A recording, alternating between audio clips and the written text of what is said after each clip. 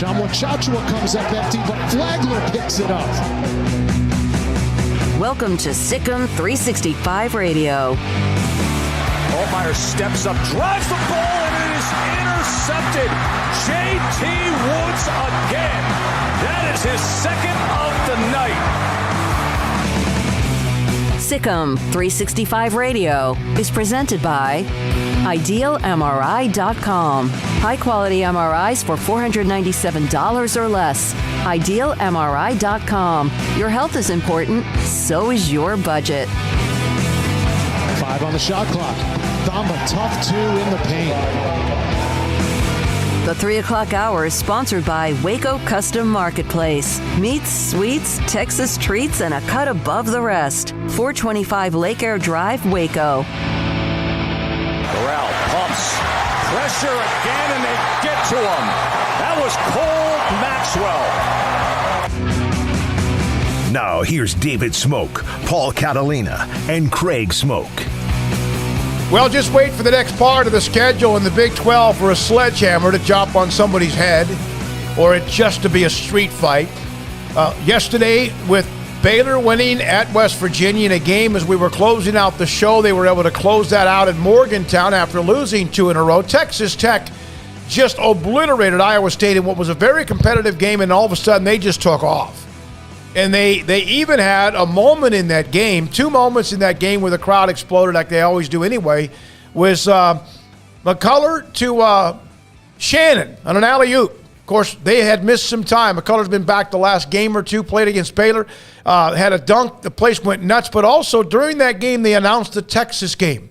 And their loss at home to Kansas State, and the crowd exploded that moment as well. And then Kansas last night with a gritty win against Oklahoma in a game in when they outscored the Sooners down the stretch in the last 3 minutes. Oklahoma seemed to have that, but KU found a way. Tonight, TCU and Oklahoma State will play. Jay Bilas, who did the game, West Virginia Baylor, will join us today. Also, Jason King will discuss men's basketball in the Big 12. But how do you know? How do you know? Kansas State looked like they could be left behind. They've now beaten Texas and also Texas Tech in the last couple of games. Texas Tech had the run where they beat Kansas and Baylor. I just mentioned Iowa State.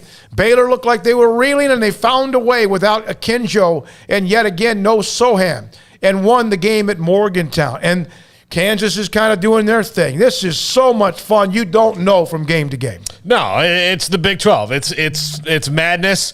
I think the big story right now, and it's kind of, Baylor, got off the schneid yesterday. by beating West Virginia, so they're not the big story of on a losing streak anymore. The big story is Texas raided the transfer portal like crazy, and right now they're staring down the barrel of maybe not even making the NCAA tournament if they keep on this track. I mean, I don't think that's probably going to happen, but they've got to get out of a huge funk. They're not winning games. Why do you think it probably? They're 3-3, and they still have a lot of games in front of them. They could end up under 500. The reason I think so is because Chris Beard. I think he's a good enough coach to get them to where they need to be. But right now, it's scary. It's kind of like, look, the transfer, if you're a college basketball team, and this is probably different for college football because the really good teams don't need to really get into the portal. You might get one guy, Justin Fields for Ohio State, put them certainly at a place they would have been maybe differently than they were. But if you're a college basketball team and you completely raid the transfer portal and have, of your 12 scholarship players, 9 of them are from the portal, that's kind of like the Yankees going out and spending big in free agency and then not making the playoffs. I mean, transfer portal's supposed to pay off for you. I think it's interesting that half the league's under 500 in conference play. I think that's kind of an interesting little note.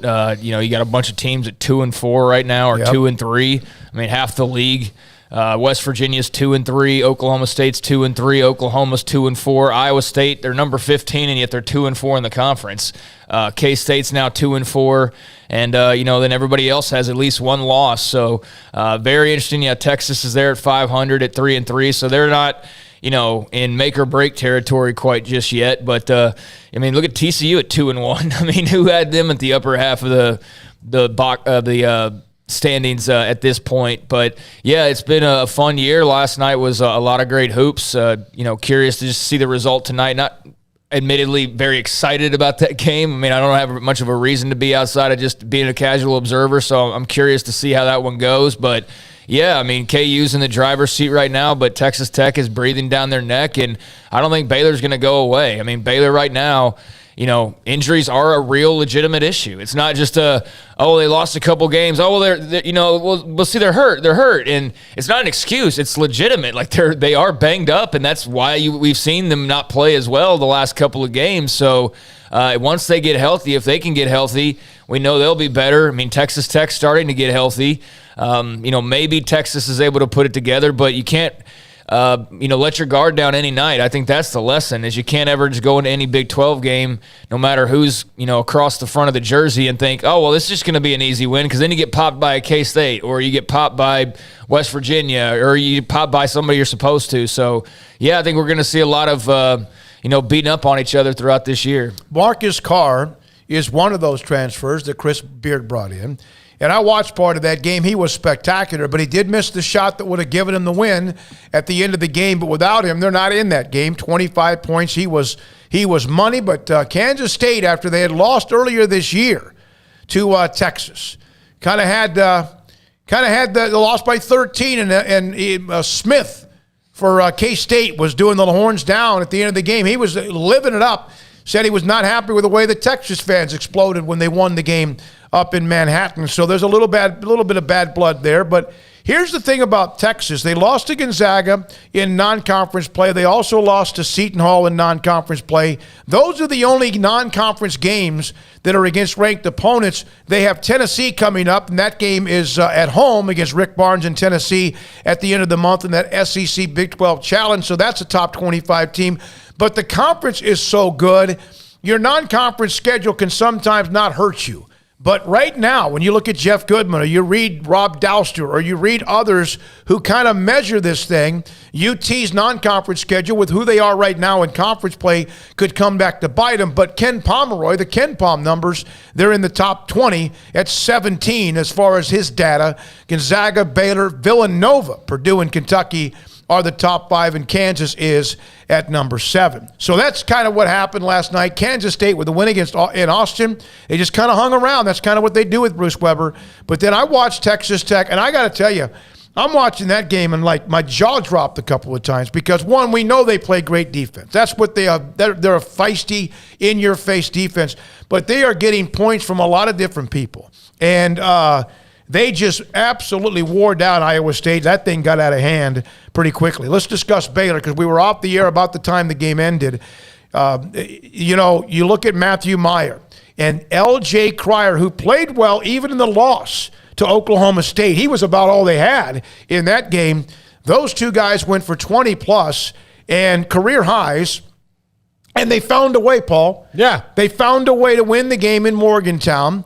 And you drop that game, you're right there with UT at 3-3 and a bunch of others. They got Matthew Meyer out of his head. I think he was a little bit in his head when it came to offense because part of it was, and look, to the coaching staff's credit, they convinced him that he had to be a good defensive player too and had to be more than a one-trick pony and got him out of his head and said, okay, you can do all this at one game. You don't have to pick defense one game and offense the other. You can do it all together. So credit to the coaching staff and to Matthew Meyer for getting out of his head, but credit to Matthew Meyer for helping Adam Flagler get out of his head and contribute late and help them build that lead because Flagler was on a game and a half streak of awful, which is not characteristic of him. He is one of their best players. He's maybe their best shooter. Although if you ask Matthew Meyer, it's different. We'll get to that. We'll get to that. But yeah, LJ Cryer, who's been the sixth man, essentially. I mean, you don't really think of Baylor players like that. It's just the way that they roll in a matchup. But he's the first guy off the bench, and he has been scoring for them pretty much every night that he's been in there, and was the guy who kept them kind of going, even in the lulls. So LJ Cryer finally showing what he was very lauded out of high school here in Texas, finally showing what that means. He's a sweet shooting kid. He was the fifth all-time leading scorer in Texas high school basketball history. You don't hear that much, but the amount of talent that's come out of Texas really for the last 25 or 30 years in basketball to the college level is pretty darn remarkable. You hear about football, running backs, yards, quarterbacks, whatever. LJ Cryer was the fifth all-time scorer in Texas high school basketball history when he came out of high school, had a career-high 25 points. Now, after the game, there's a Zoom, of course, with Scott Drew and Matthew Meyer, LJ Cryer, and this is a short clip. Matthew Meyer, there was a picture of Matthew Meyer at the end of the game with 2 or 3 Baylor fans. He had a mink around his neck. He looked like, I wish I could find that picture, like he could have absolutely been in Russia with the KGB. He is a character. We all know he loves to shoot. He's changed who he is and what he became last year and what he needs to be and what he's trying to be this year. So he was asked by us in the media post-game Zoom about what did he tell Adam Flagler about playing the point guard position. Sometimes your confidence can just go down. So, but I told him, the best thing you do is shoot. And I think he was trying to play too much of a pure point guard role, which he can definitely do, but I think he was just hesitating on his shot. So I told him bro, you might be the best shooter here besides me. And so just let him rip. You might be the best shooter here besides me. He had to kind of and he might be right. He probably, when he's hot, he's unbelievable. But is that a Matthew Meyer? That should be the name of his autobiography. Yeah, the best shooter besides me. Yeah, you're the best shooter besides me. Yeah, no, I mean that's very Matthew Meyer, and look, he's a guy who needs that kind of swagger on the court. We haven't seen it offensively, and they got him going, and he needs to keep that up, and not just when Akinjo comes back. I mean, obviously, a guy like Akinjo comes in, points are going to go down for everybody else, but they'll probably go up in general because Akinjo's a scoring point guard and one of the best in the country. But, when that happens, though, he needs to just keep firing. That's what he wasn't doing early in the year. And it was kind of weird where you see Matthew Meyer, a guy who was, like a Gatling gun when it came to shooting the ball. All of a sudden, he becomes this really solid defensive player and starts making plays in transition that he wasn't making before. But then he quit. He kind of, holstered the gun a little bit. And you can do both. A happy life is all about balance. And I think once he finds that, he'll be great. So that's Matthew Meyer. Craig, was that a great Matthew Meyer quote? If you could ever put a book together with him on it? Yeah, I mean, it's a fun little quote. He had a good game last night or yesterday, and it's good to see them get a win. And, they're going to need more of that. He's got a great personality, but it's only fun when they're winning. I think it's probably annoying if you're losing games. So the fact that they got to have a laugh and enjoy that one, that was a big win. They needed that in a bad way. To go on a 3-game losing streak and then turn around and play Oklahoma, who, I mean, it's not a given that you're going to beat them. You're expected to, but it's not a given like we just got done saying a few minutes ago. So, yeah, that was a huge win. Cryer was great. Meyer was great, and they need a lot more of that before these other guys return. So we'll see if they can keep their head up. I mean, I know they can keep their head above water, but how well they can swim while they're shorthanded remains to be seen. But they did a good job yesterday. I texted Jerome Tang. I had a conversation with him Sunday evening. I just said, would you consider that? And I know this can be maybe overrated. Jay Bilas will join us, former Duke star and also ESPN analyst, will join us here at 3:20 in just a moment. He did the broadcast. He was not on site because the winter weather and they just aren't quite able to do all of that yet. Sometimes games are with the broadcasters on site, but he'll join us at 3:20. Golly, I just absolutely went blank on what was. So here's a part of the chat room. Stat of the day from David Floyd. Bracketology. The Big 12 has all their teams ranked inside the top 65 of the net rankings. That means any conference road game is a Q1 game. And that's why if you're Texas, your non-conference schedule with the losses to Gonzaga, Seton Hall, or anyone else, Kansas State, has jumped right back in the conversation. Well, Craig, you mentioned that a lot of teams are under 500 when it comes to the conference. Everybody in the conference is above 500 overall. Now, some teams feed off of the minions and whatever else in non-conference play. Every single team, Oklahoma State 9-7, Kansas State is at 10-7. Everybody is above 500 overall. That's not a surprise, but that's an interesting note from David Floyd on the bracketology note of the day. All right, when we come back, Jay Bilas, ESPN analyst. He'll join us next on Sikkim 365 Radio. Discover Woodway. Father-daughter dance that I started discussing a couple of months ago sold out. That's on February the 5th. Mother-daughter brunch is not until May, but they are selling tickets. You go to discoverwoodway.com, or you can drop by their location in Woodway at the Arboretum and buy tickets for that event May the 7th. In between, and in fact, right after the father-daughter dance, Woodway, the city of Woodway, has the Wolfway Dog Park grand opening. And they have other parks and trails, running trails, walking trails. Just enjoy the beauty of that area around the Arboretum and around the pavilion at Woodway. Eventually, they'll have many more things that either honor servicemen or various anniversaries. That's what they do. And the city of Woodway has 7 hotels within their own structure, of which you could use if you need when you come into town to enjoy Waco, with all of the different people that come now, hundreds and thousands of people a year from not just the silos in Magnolia, but so much more that this city has to offer, and maybe coming into town to watch a Baylor men's or women's basketball game. DiscoverWoodway.com. This month, it's all about the championship drive as our hometown team celebrates the Big 12 championship and a Sugar Bowl win. So can you in your new vehicle from Allen Samuels Chrysler Dodge Jeep Ram in Waco. During the Start Something New sales event, shop for power, performance, and reliability from our selection of the new 2021 Ram 1500 Lone Star. Are you planning your next adventure? Choose from a range of Jeep models, including the 2021 Jeep Grand Cherokee. Take home the trophy from Allen Samuels in Waco. Come by. Let's be friends. How did Edward Jones become one of the biggest financial service companies in the world?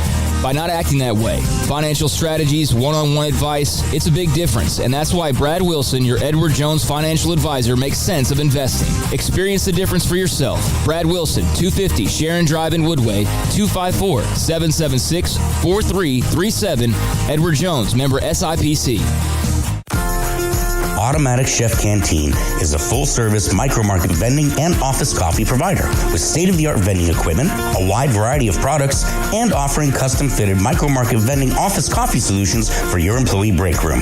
You want a full break room solution and a workplace oasis? Well, Automatic Chef Canteen, locally owned and operated for over 50 years in Central Texas, also includes in-house mechanics on call 24/7 for fast, reliable service and maintenance. Automatic Chef Canteen, 6900 Imperial Drive in Waco, or online at automaticchefcanteen.com. At Ideal MRI, we feel blessed to be a part of the Waco community. We're a small family business right here in Central Texas, and our goal is to bring down the cost of healthcare while maintaining high quality. At times like this, the cost of healthcare has never been more important, and unfortunately, significant illnesses and injuries still occur. That's why Ideal MRI is open and here to serve you through the difficult time. We offer premium MRIs just like a hospital with state-of-the-art technology and specialists, but you'll pay less. sometimes thousands of dollars less, whether you're using insurance or not. At Ideal MRI, we accept most insurance and there are no hidden costs, even offering financing if that's needed. Everything included in the price, and you'll not get something as a surprise in the mail later on. If you need an MRI, ask your doctor about Ideal MRI. They'll know. You can schedule an appointment safely from home online in minutes at idealmri.com or give us a call, 833-IDEAL-MRI, idealmri.com.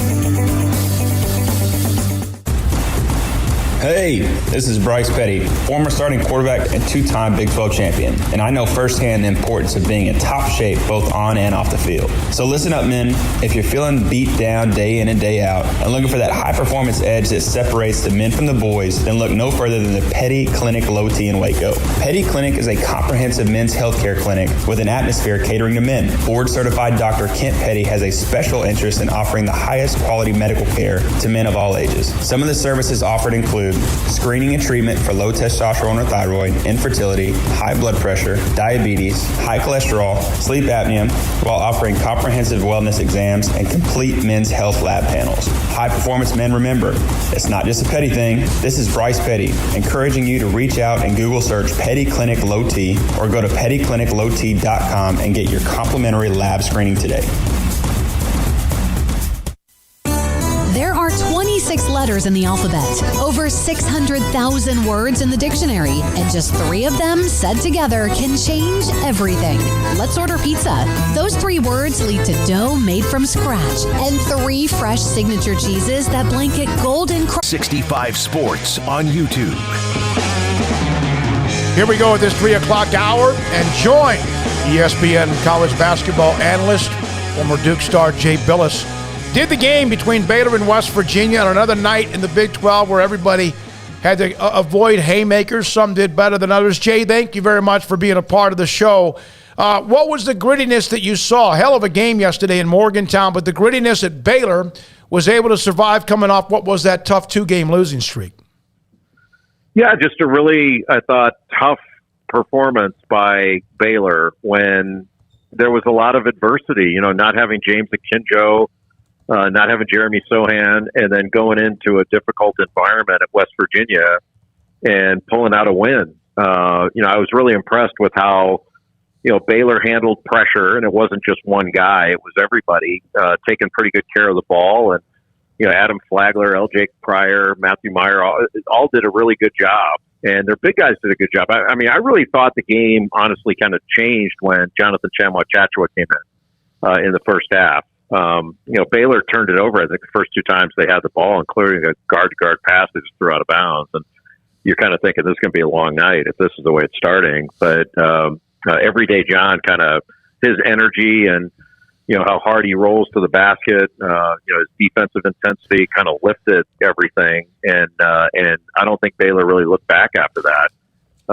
So playing with the lead was important. I think if you're in that environment playing from behind, that would have been a serious uphill climb. But I think they showed a lot about their athletic character to go into that. And look, I don't want to overstate it. I don't think West Virginia's a great team, but they're good. And they're really good. They can be really good there at West Virginia. So that was a really, really good win for Baylor. Jay, they obviously don't know when they're going to get James Akinjo back. It could be this weekend. It could be another couple games with that back injury. How do you feel that they navigated without having a true point guard? Really well. And look, you don't want this to be a long-term thing, but my sense is it's a tailbone injury. I don't know the extent of it, but whether it's 1 or 2 more games, whatever, you don't want to rush it back because the long-term is far more important than the short-term. And, this isn't football. If you lose a game, you're out. So I don't think it's that big of a deal. So I think you want to be careful with both those guys. If I remember right, Sohan's an ankle, but both of them will be back. And the good news is I think they'll probably come back to a better team than they left. There are some times when you face this kind of adversity from a personnel deficit that guys step forward and do really well and gain confidence from it.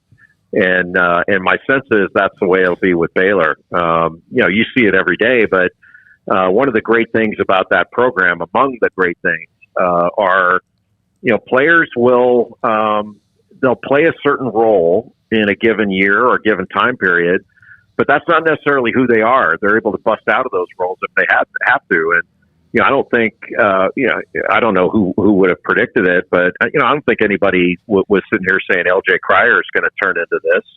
And he has. And Flagler's, he was a double figure scorer last year off the bench, but both those guys have stepped into expanded roles and have done so really successfully. And it's just a great program. And I couldn't have been more impressed with the way they handle themselves in a difficult situation. Jay, now that we've seen a little bit of them with full strength, without full strength, and just kind of seen how these last couple of weeks have gone, has it changed at all your view of where they kind of stand pound for pound in the rest of the college basketball landscape? I think Baylor's competitive with the best teams in the country. It's a different year than last year. Last year, I felt like Gonzaga and Baylor were kind of head and shoulders above, and the only thing that kept Baylor from being undefeated going into the tournament was COVID.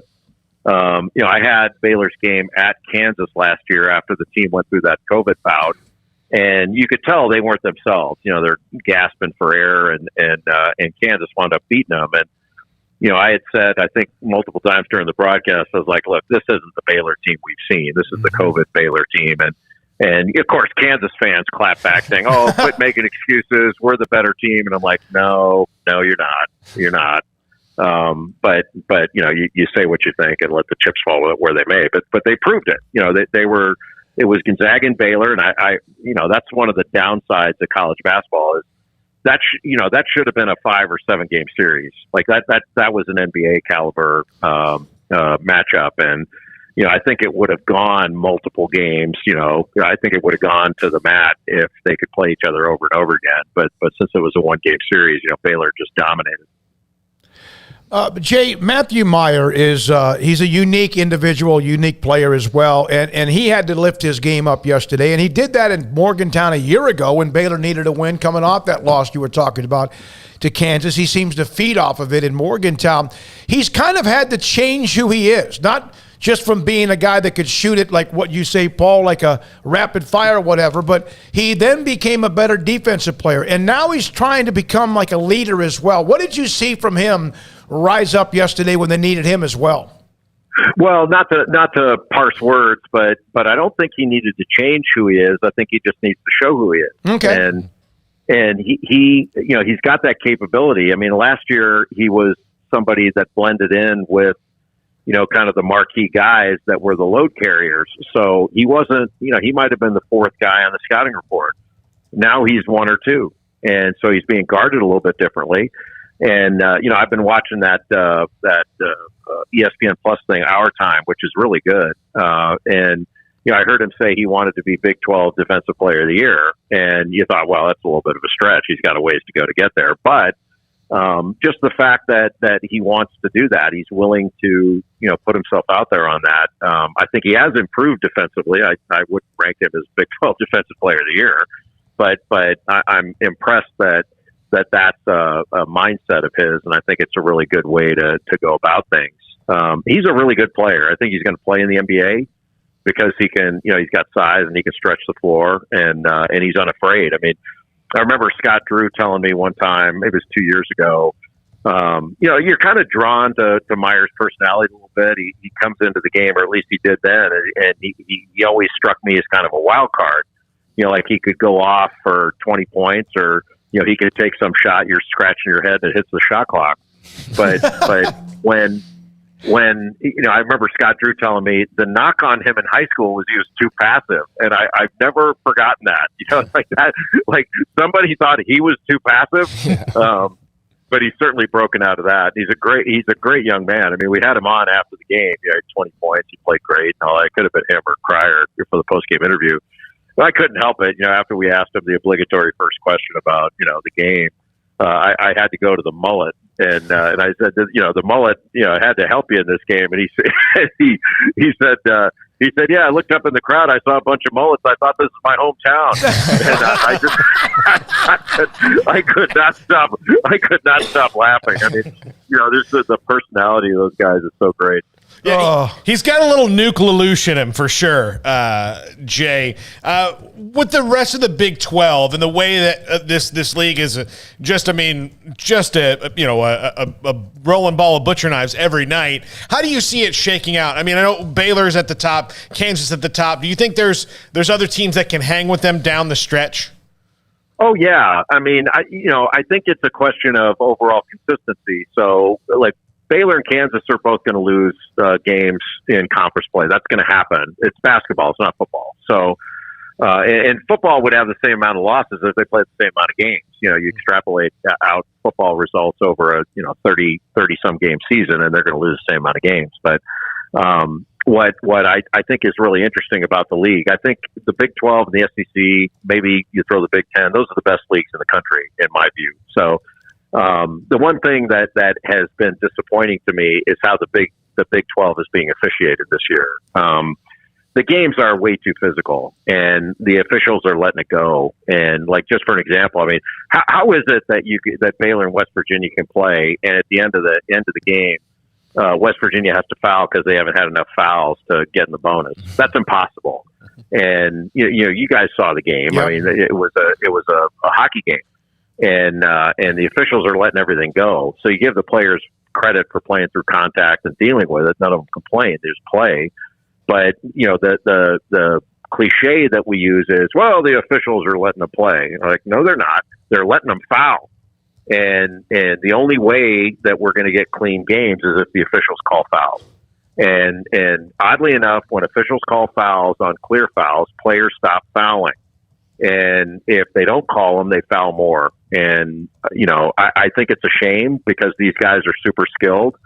And look, reasonable minds can differ on this as to what you prefer, but I would rather watch two good teams play an 85-84 game than watch them play a 61-60 game. Mm-hmm. And an example would be that Kansas-Oklahoma game last night. Like, that game should not have been played in the 60s. Those teams are good. That game should have been the 70s or 80s, and that's because of officiating. But that might be a 30,000-foot view of things. But that's my only disappointment with the Big 12 or the SEC is these games are ridiculously physical. And look, I don't expect normal fans to do this, but I do it. You go back and you watch games from 20 years ago, 30 years ago, when people said, boy, the game was much more physical back then. No, it wasn't. It was way less physical. And the difference in the game 20 some years ago was we didn't have flagrant fouls. So when you fouled somebody, you got your money's worth and you put them in the wood. And that's been eliminated. But the contact off the ball, dribble handoffs, ball screen defense, those are fouls. And guys driving to the basket, they're getting hand checked and arm bars on them. It's wrong. And I can sit down with all these officials and I can watch film with them and say foul or no foul. And they'd have no excuse for not calling it. But nobody holds their feet to the fire. Jay, Texas Tech had the loss to Iowa State, I guess, a couple weeks ago, but then reeled off wins against Kansas and Baylor, then beat Iowa State last night. Did have the loss as well to K-State, which I guess is an example of just the toughness of the Big 12. But how impressed have you been by Mark Adams and the Red Raiders? Really good. They're excellent defensively. They're a little bit like Baylor in the way they guard. So no middle kind of down ball screens, ice them, all that stuff. So they're very difficult to score upon. Their help side is really good, and they really swarm to the ball. They rebound pretty well. And now that they've got Terrence Shannon back, Terrence Shannon Jr., that gives them a primary scorer, so they can put up more points. But they make it really difficult to play against them. So it's hard to run anything. So I think sometimes in those Big 12 games that become kind of slugfests, that's where, if you have players that can make individual plays and break off of your offense, it's really tough to run offense against these better defensive teams because of the physicality that I'm talking about. So you wind up having guys making individual plays. So the guys that the teams that have playmakers, and Baylor's one of those, have a better opportunity to consistently win at the highest level. Jay, I know you got to go. L.J. Cryer was one of the all-time greatest scorers in Texas high school basketball history, which has produced a bunch of stars, as you know. A guy that's kind of taken his time, waited his turn like Flagler had to do, like others have had to do. Your thoughts about L.J. Cryer, who really played well Saturday in the loss to Oklahoma State, and what he brings to the table? He's just a really good player. You know, he handles the ball well. He moves without it well, and he's got really good footwork. So, you know, he always seems to be shot ready, and he's got a variety of different shots that he can go to. He's an excellent jump shooter, but some of the shots that he made, you know, floaters, getting in the lane, and his shot creativity is really good. So your point is really good about kind of the wait your turn thing. You know, oftentimes, you know, you have better players ahead of you that are older and established. Doesn't mean you can't play. You know, he played a role last year, and this year, you know, and frankly, didn't play at times all that much. But you know, he was patient. You know, he knew the team he was playing on, and this year his role has expanded, and he's shown that he has the game to match up to it. He's really an impressive player. Jay, thank you as always. You've always been gracious to be a part of our show. Thank you so much. Appreciate your work. Looking forward to getting back to Waco, guys. Thanks for having me. Can't wait to get you here. Jay Bilas, ESPN college basketball analyst. How about the comment about Matthew Meyer? He didn't need to what was, I did put it up on Twitter, the quote from him. Dang it. I just put it up and I lost it on there. That's okay. He needed to show who he was, not change who he was. He needed to show who he was. His thoughts about LG. I agree with him as well, guys, about Jonathan Chalmers-Chachua, who seems to have, he's not going to give you 10, 12 points. He's not going to sometimes give you 5 or 6. It's his energy on both ends of the court and how he runs the court that was what jumped out on the screen last year. It's the Mark Vidal bull in a china shell. I mean, he's a little smoother than Mark was, especially early on. I mean, Mark was a disruptor, you know, someone who was just going to, all right, there's the ball. There's 3 guys between me and that ball. Sorry about you, 3 guys. It's gonna get muddy in here, but yeah, he's the energy guy. He's the guy who comes in and gives the energy, and he's growing in that role. I think he needs a little bit more offense sometimes because his dunks kind of spur them on emotionally, but I mean, he is the energy guy. It was a fast break that he got a bounce pass. I forgot who it was from, Flagler, Cryer, whoever, where he went in for a jam and Bilas went nuts. You know, that's kind of the energy he brings to the table. Craig, you actually picked up the quote, right? The quote was, he didn't need to change who he is. He just needed to show who he is. And the quote from Matthew Meyer we had earlier, thank you, Armstrong, also about the fact that you know, to Adam Flagler about you're the best shooter on the team other than me, but also the one where he gave Bilas the quote. I looked up in the stands and I saw a lot of people with mullets and thought I was in my hometown. He is, you can say that. Home planet. I mean, he said hometown, but I'm correcting him. It's home planet. He can say that, but it's good to say it after a loss because otherwise those quotes aren't even there. So that was gutsy. And at one point, up 16, and then what was it, Paul? They got down, Craig, 5, 6, 7 points in that game. Adam Flagler gave you a couple of critical threes down the stretch. There was also a play offensively on a rebound or a pass into Flo Thamba, who does struggle at times with his hands. And he went up and scored. I saw Ashley Hodge highlight that as well. But overall, a huge win for Baylor. Everybody always says Matthew Meyer needs to slow down. Matthew Meyer needs to stop shooting as much. Matthew Meyer, I'm with Jay Bilas. He just needs to be who he is. I mean, that's when he's at his best. So, yeah, he can be a little out of control. He can be a little foolish maybe with some of his shot selection, but I mean that's ultimately the player that he is. So I think the brilliant part about Jay Bilas' quote is that's right on the money. He needs to be Matthew Meyer. He doesn't need to be Matthew Meyer trying to be a different Matthew Meyer, if that makes sense. And I think that's spot on because I do think there's been this call or feeling like he needs to turn into somebody that he's not. Well, what's the point of then go get somebody else who's like that to begin with, because Matthew Meyer's not just some other guy. He's pretty unique in many ways. So there's not just a lot of him growing on trees. And why would you want to turn a unicorn into just another horse? You know what I mean? That's a great point. Why would you want to do that? And I feel like that's kind of the mindset sometimes. Is like, no, blend in. It's like, no, but he's a unicorn. He's not another one of the herd. So that's kind of how I view it. And yeah, good to hear Jay Bilas. He's great when it comes to college hoops and even talking the NCAA sometimes. He is no fan. And he's been championing that for a long time, and one of the few that's been doing it for as long as he's been doing it and has been as adamant about it as he is. So I do appreciate him for that as well. Well, and he's a lawyer, too, so he brings a perspective of it. When Jay Bilas talks about the NCAA, he's not just saying fundamentally these things are wrong. He's saying fundamentally these things are wrong, and I'll tell you why, and I'll compare it to the rest of the world in America or the rest of life in America and why this isn't right. Dave Aranda. We've seen Jim Harbaugh, Luke Fickell, deservedly so, win some of the Coach of the Year awards in college football. Today, the George Munger from the Maxwell Football Club. Coach of the Year went to Baylor's head coach, Dave Aranda. I'm a voter in that particular award, and the ones who have been a part of it, it's you go down from 25 or 30 names, and you go down to about 8 to 10, then they go down to whatever, and then you pick one. You know, Jeff Traylor's name was a part of that list for a while. They didn't end very well with those 2 losses. UT San Antonio's head coach. But Dave Aranda, good to see that. He won the George Munger Coach of the Year. First time Baylor's had a coach do that. Yeah, first time they've had somebody win that particular award, and they used it to also spotlight, some of the other postseason nods they got. But I'm just glad to see him get a Coach of the Year award, because up until this point, I don't think he had one.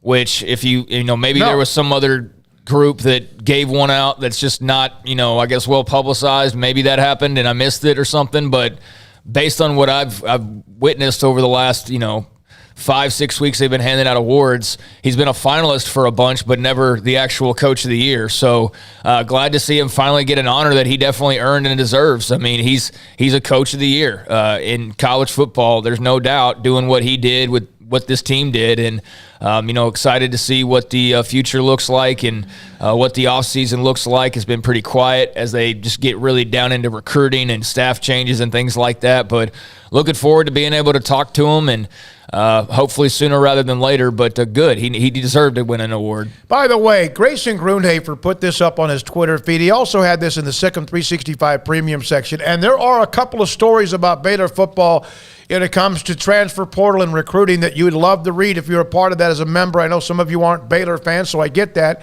who watch us on the YouTube channel. He had a note about Jaden Porter, the wide receiver from Lorena. They won a state championship. He's a sophomore, about to be a junior. There's a quote from him that ever since he was 5 years old, Jaden Porter, big, tall, lanky receiver, Baylor was my dream school. So Grayson put that picture up.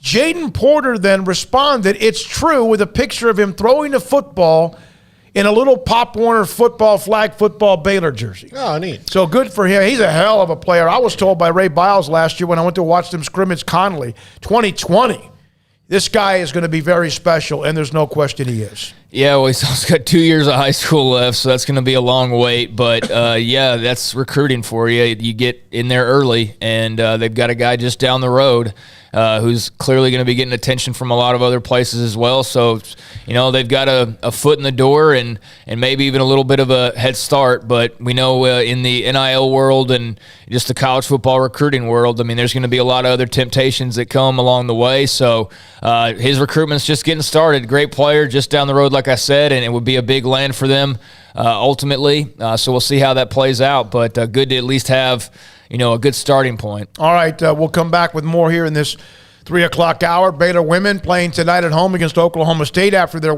comeback win against Kansas. We'll touch in on that as well, plus a couple of transfer portal notes. And Dak Prescott, I called it. In this day and age of America, when you say something that is not perfectly politically correct and what he said was dumb, well, you have to then release statements and go over and over again about how you're not an evil person. That's next on Sikkim 365 Radio and 365 Sports. BetUS.com. Look, the NFL playoffs going strong right now. If you want to get in on that action and get a great deal on it, $50 opens an account at BetUS.com. And with that $50, if you use our promo codes SICK'EM125, that's 125% bonus on cash. Or if you are a cryptocurrency person, you can use SICK'EM200 and get a 200% bonus on that $50. So $50, whatever it is, but just $50 will get you in at BetUS.com with that promo code of BetUS. Or BetUS.com of SICK'EM125 and SICK'EM200. So go to BetUS.com to whether it's college basketball, the NBA, the NFL, golf, UFC, all those things. They've got lines of them and action at BetUS.com. Go to BetUS.com, use promo codes SICK'EM125 and SICK'EM200. Baylor University is where lights shine bright. So, let there be light. Let there be roommates and teammates, scholarship and championships. Let there be fresh starts and new traditions, fast friendships and lasting impacts. Let there be laughter. Let there be joy. Let there be light. Baylor University, where lights shine bright.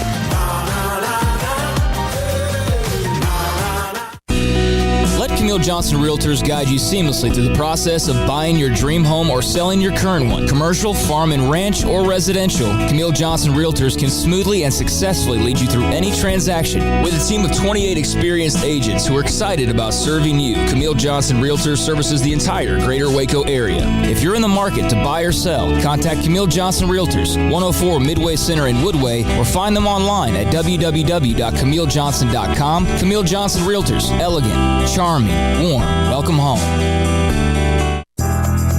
Riverbend Liquor and Wine, Lakeshore Drive at North 19th Street in Waco is a hidden gem. They've got a great selection of spirits, wine, and the most extensive selection of craft beer in Waco in their gorgeous walk-in fridge. And they have an amazing array of high-end bourbons like Pinhook, Weller, Buffalo Trace, Brush Creek, Hotel, Garrison Brothers, Thomas S. Moore, Hooten Young, and Bardstown. Great customer service and a convenient and speedy drive-through window. Riverbend Liquor and Wine. Find out more on Facebook and Instagram.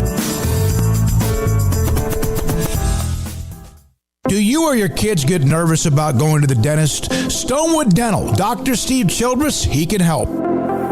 I've spent a career taking care of patients who as children had bad experiences, and now they're adults that hate going to the dentist. If I get a kid at 3 years old and they come every 6 months and it's a happy experience, it's normal for them. Now they have an accident at 6 or 7 or 8 at school. Now they have a broken tooth or a trauma, and they have to come here. They're used to lights, they're used to water in their mouth, they're used to experience, they already trust us. It's amazing what we can do with that kid without it being a negative thing. But if I see a 6 or 7 or 8 year old that's never been to the dentist, and now they have a trauma or an unfortunate unexpected toothache, it's harder to do that for that kid and it not be somewhat of a negative experience. So bottom line is I try to teach kids and adults and teenagers and everybody the way I'd want my family treated, which is where it's a necessary part of life. You just take care of it. It doesn't have to be that big a deal. Learn more, stonewood-dental.com. When we moved to Texas, we were like fish out of water. We didn't know anyone in our neighborhood until our Texas Farm Bureau insurance agent came to the house. She was so helpful and reassuring, a friendly face with that Texan hospitality I'd heard about. When we purchased a Texas Farm Bureau insurance policy, we knew we were making the right choice. We knew our family would be protected. Stop by and see our agents at one of our 3 McLennan County locations. Coverage and discounts are subject to qualifications and policy terms and may vary by situation. It's plain and simple. Waco Custom Marketplace is the one-stop shop for what you need for tailgating, from charcoal, cold beer, and wine. And, of course, customize your order with brisket, tri-tip, sausage, wings, smoked pork tenderloin, country-style or pork spare ribs, marinated beef and chicken fajita meat, ground beef and chili, meat, hot dogs, and burgers, buns, seasoning, sauces, chips. There's fresh baked bread and kolaches every day, breakfast sausage links. And you can also customize your favorite cut of steaks from Select, Choice, or Prime, bacon wrap fillets, ribeyes, New York strip, sirloin, T-bone, and porterhouse. Full service butcher shop includes pork, poultry, beef, chicken, and seafood, serving Waco restaurants and families since 1940. Your one-stop shop for beef, pork, poultry, and seafood needs. Waco Custom Marketplace, 425 Lake Air Drive, or WacoCustomMarketplace.com.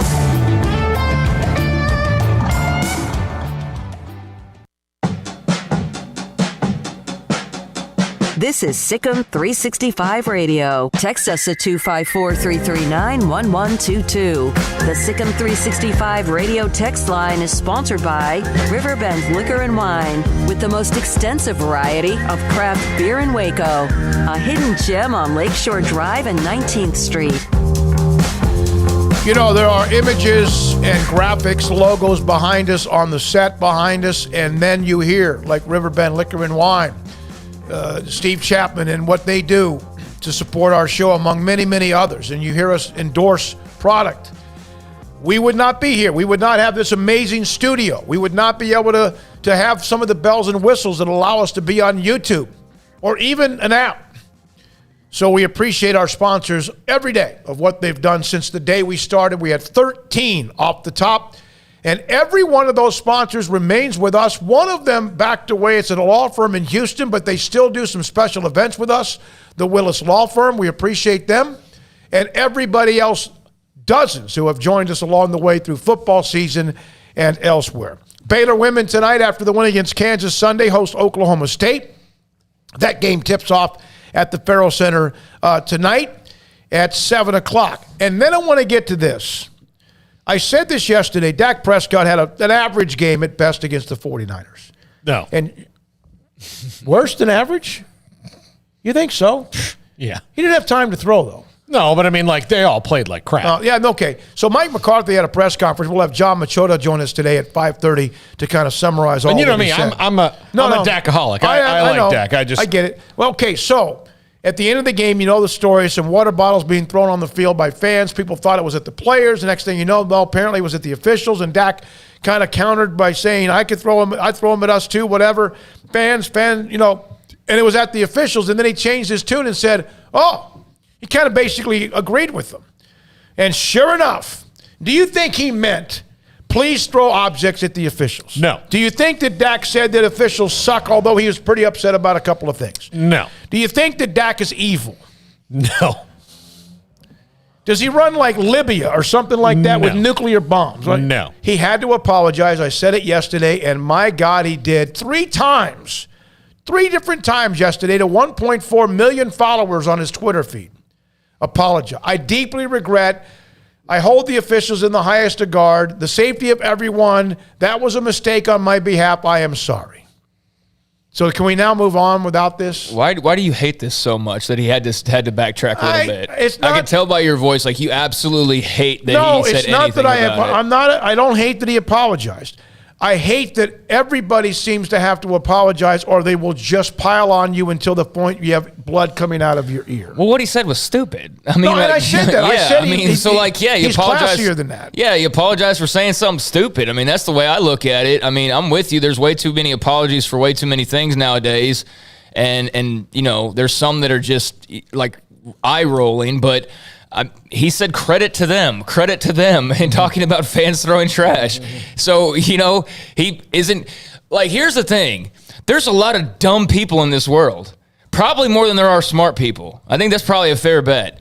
You don't think there's some local yokel who was one of those throwing trash that was in the car afterwards that heard credit to them, and go, that's right, Dak, I stood up for you. Like, you don't think that there was hundreds of people that probably were doing that? Oh, yeah, absolutely, because they're mad at the officials and because they're stupid, because they're dumb. And so they hear that, and they hear Dak say credit to them. That's just encouraging it. That's all that's doing it. So I don't have like some big opinion on the throwing and all of that. I mean, we watched Texas Tech fans throw trash twice this year, I think it was, and we've seen other schools throw trash this year in football.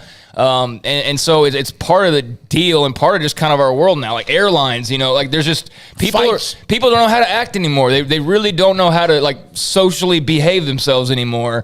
And so he just like kind of, I think, added fuel to the fire if there was any. Not that they can throw anything anytime soon because the season's over, but I just think he had to say what he had to say because you can see where that was a dumb thing for him to comment on. Yeah, the next thing, just say that. I apologize. Yeah, what I said I'm with was you dumb. on the whole the Instagram statement. I think that's like every time somebody changes something, they've got to put out their little notes app and you know do like a whole long thing. Like I don't do that, and I see it to the point now where I see a notes app thing, and I'm just like, all right, next thing you know, I don't even.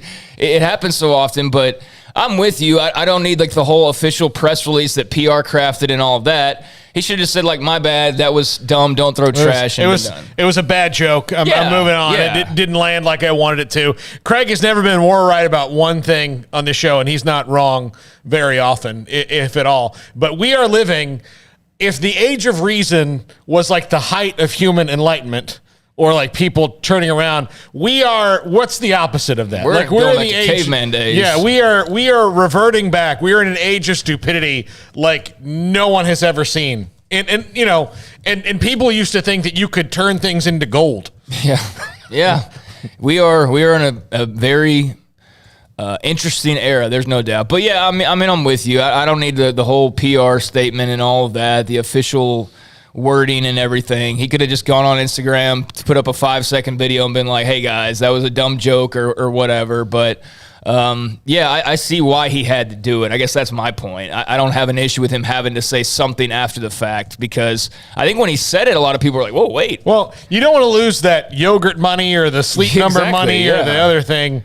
You know, not as bad. Like Cam Newton, you know, went out and was a complete idiot when he lost all his endorsements by being like, oh, look, women like football? What do you know? Right. Like, you know, like, when did that happen? Yeah, buddy. Like, you why are you making this joke? Like, that's why he got, you know, canned from all those. But and Dak benefited from that. I think he got the yogurt one from Cam, so he doesn't want to lose any of that, and his public persona is very well crafted. You mean to tell me? Yes. Okay, now this is that he said that about the water bottles. He would lose an endorsement because some company is so overly sensitive. Because companies thrive on social media now, and social media is where they've gotten toxic. These are companies that are like, hey, we'd like to remember, you know, D-Day today. D-Day. Then take what Dak said, Paul, and let him do something that then helps the company by saying, but don't cancel him out. But like Skippy Peanut Butter remembers D-Day. Well, why do you need to do that, Skippy Peanut Butter? You're just trying to sell peanut butter.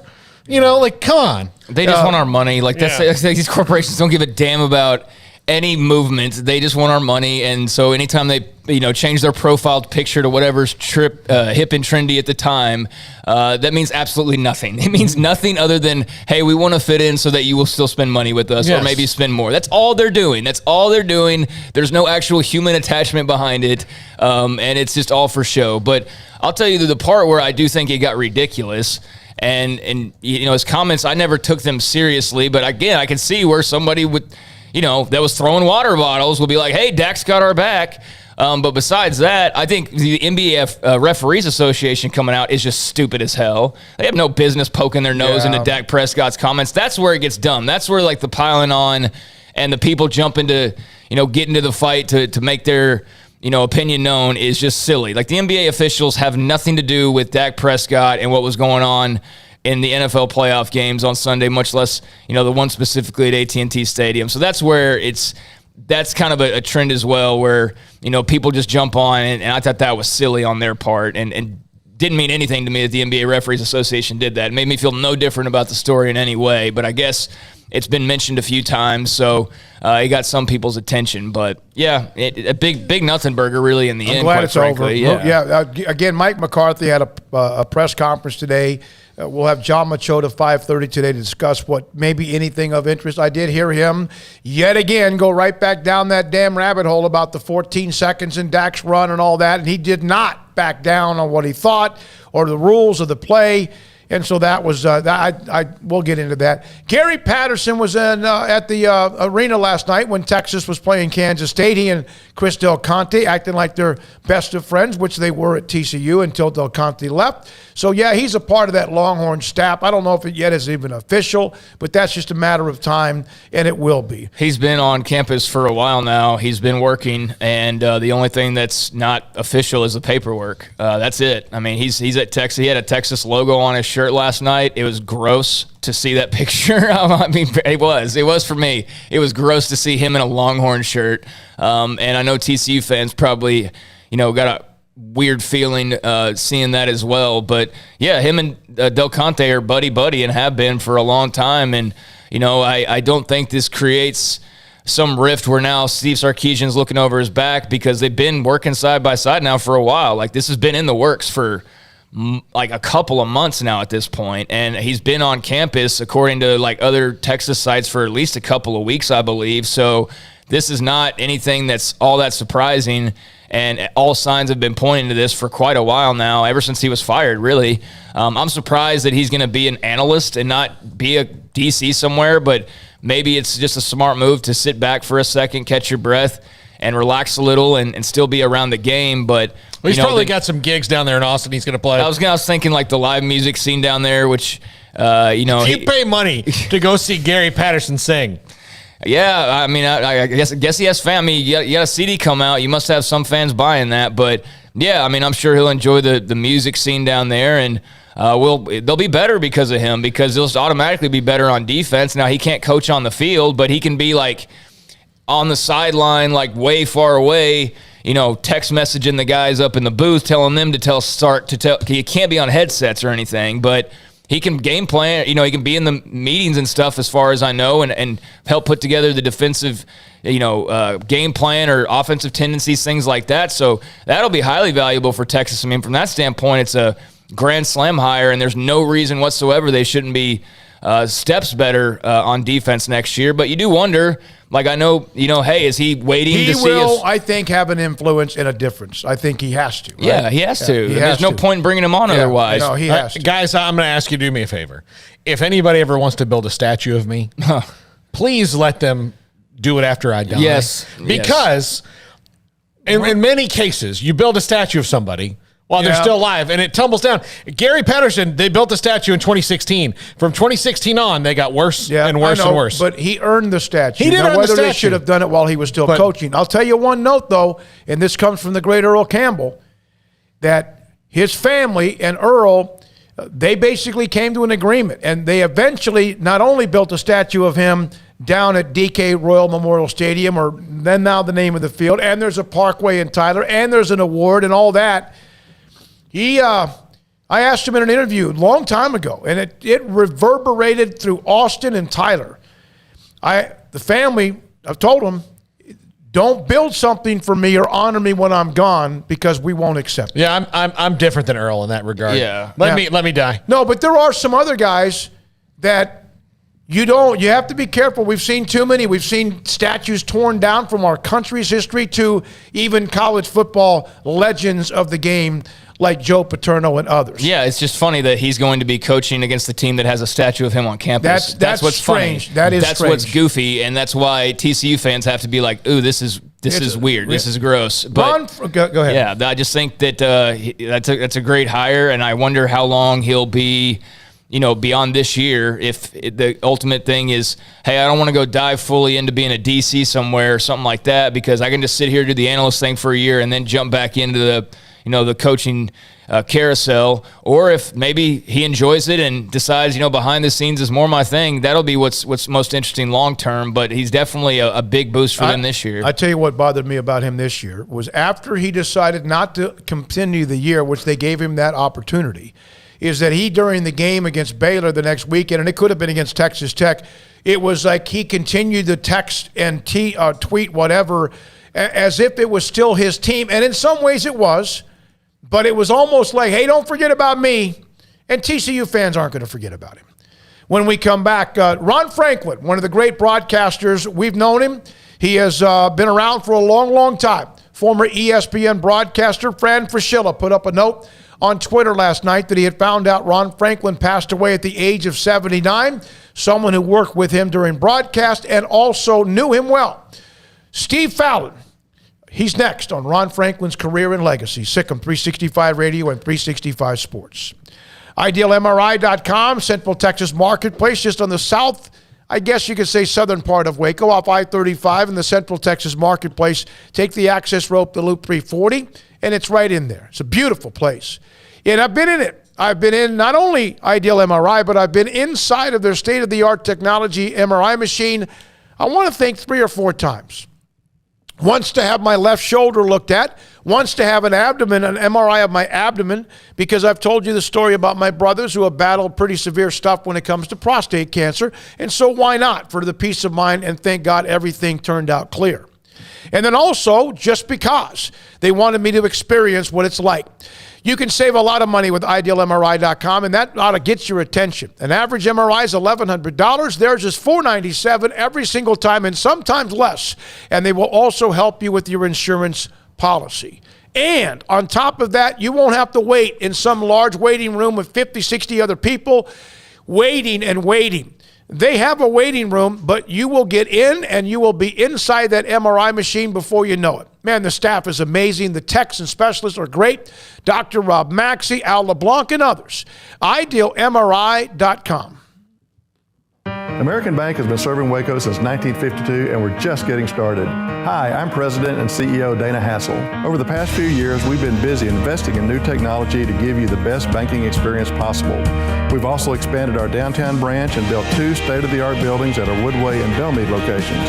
With bright open lobbies, plus fast, personal, interactive teller machines, everyone in Waco is now just minutes away from face-to-face banking. Visit us today and see how we're invested in serving you at American Bank. Member FDIC.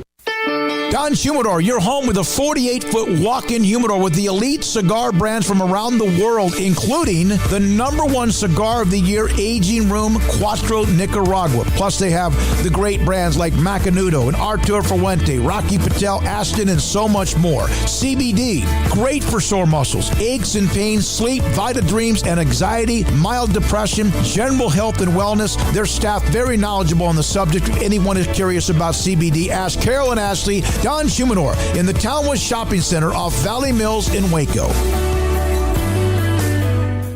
The year is wrapping up, sports bettors, but BetUS still has your NBA, NHL, college football bowls, UFC, PGA, and of course NFL betting lines up for their 27th year. Live betting on all of it. Log in to BetUS.com today. Use our promo codes SICK'em125 for a 125% bonus on cash, or SICK'em200 if you use crypto. So use the 3-decade leader, BetUS.com. Use promo code SICK'em125 and SICK'em200.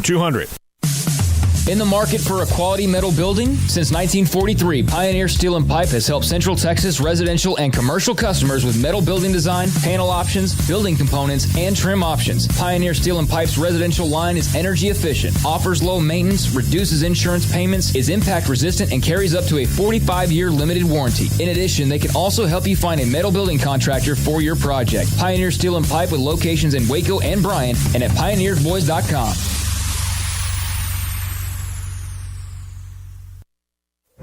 Boots add protection.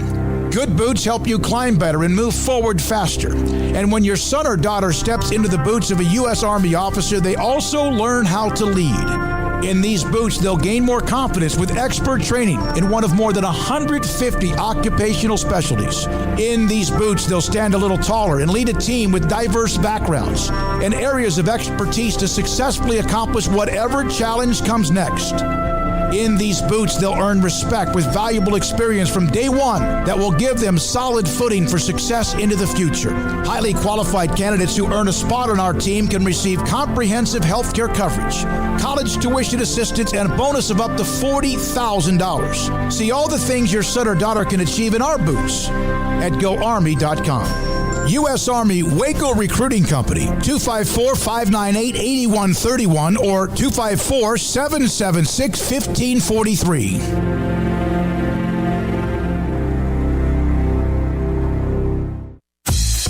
Baylor Scott & White, Southwest Sports Medicine and Orthopedics, the team physicians for Baylor Athletics, diagnosing and treating all sports-related injuries, including concussions. These specialists also provide orthopedic services for athletes and non-athletes alike, whether it's knee or shoulder pain, hand or wrist injury, orthopedic spine care, and even an arthritis and total joint clinic. Trust the doctors Baylor Athletics trusts. Baylor Scott & White, Southwest Sports Medicine and Orthopedics wants to get you back in the game.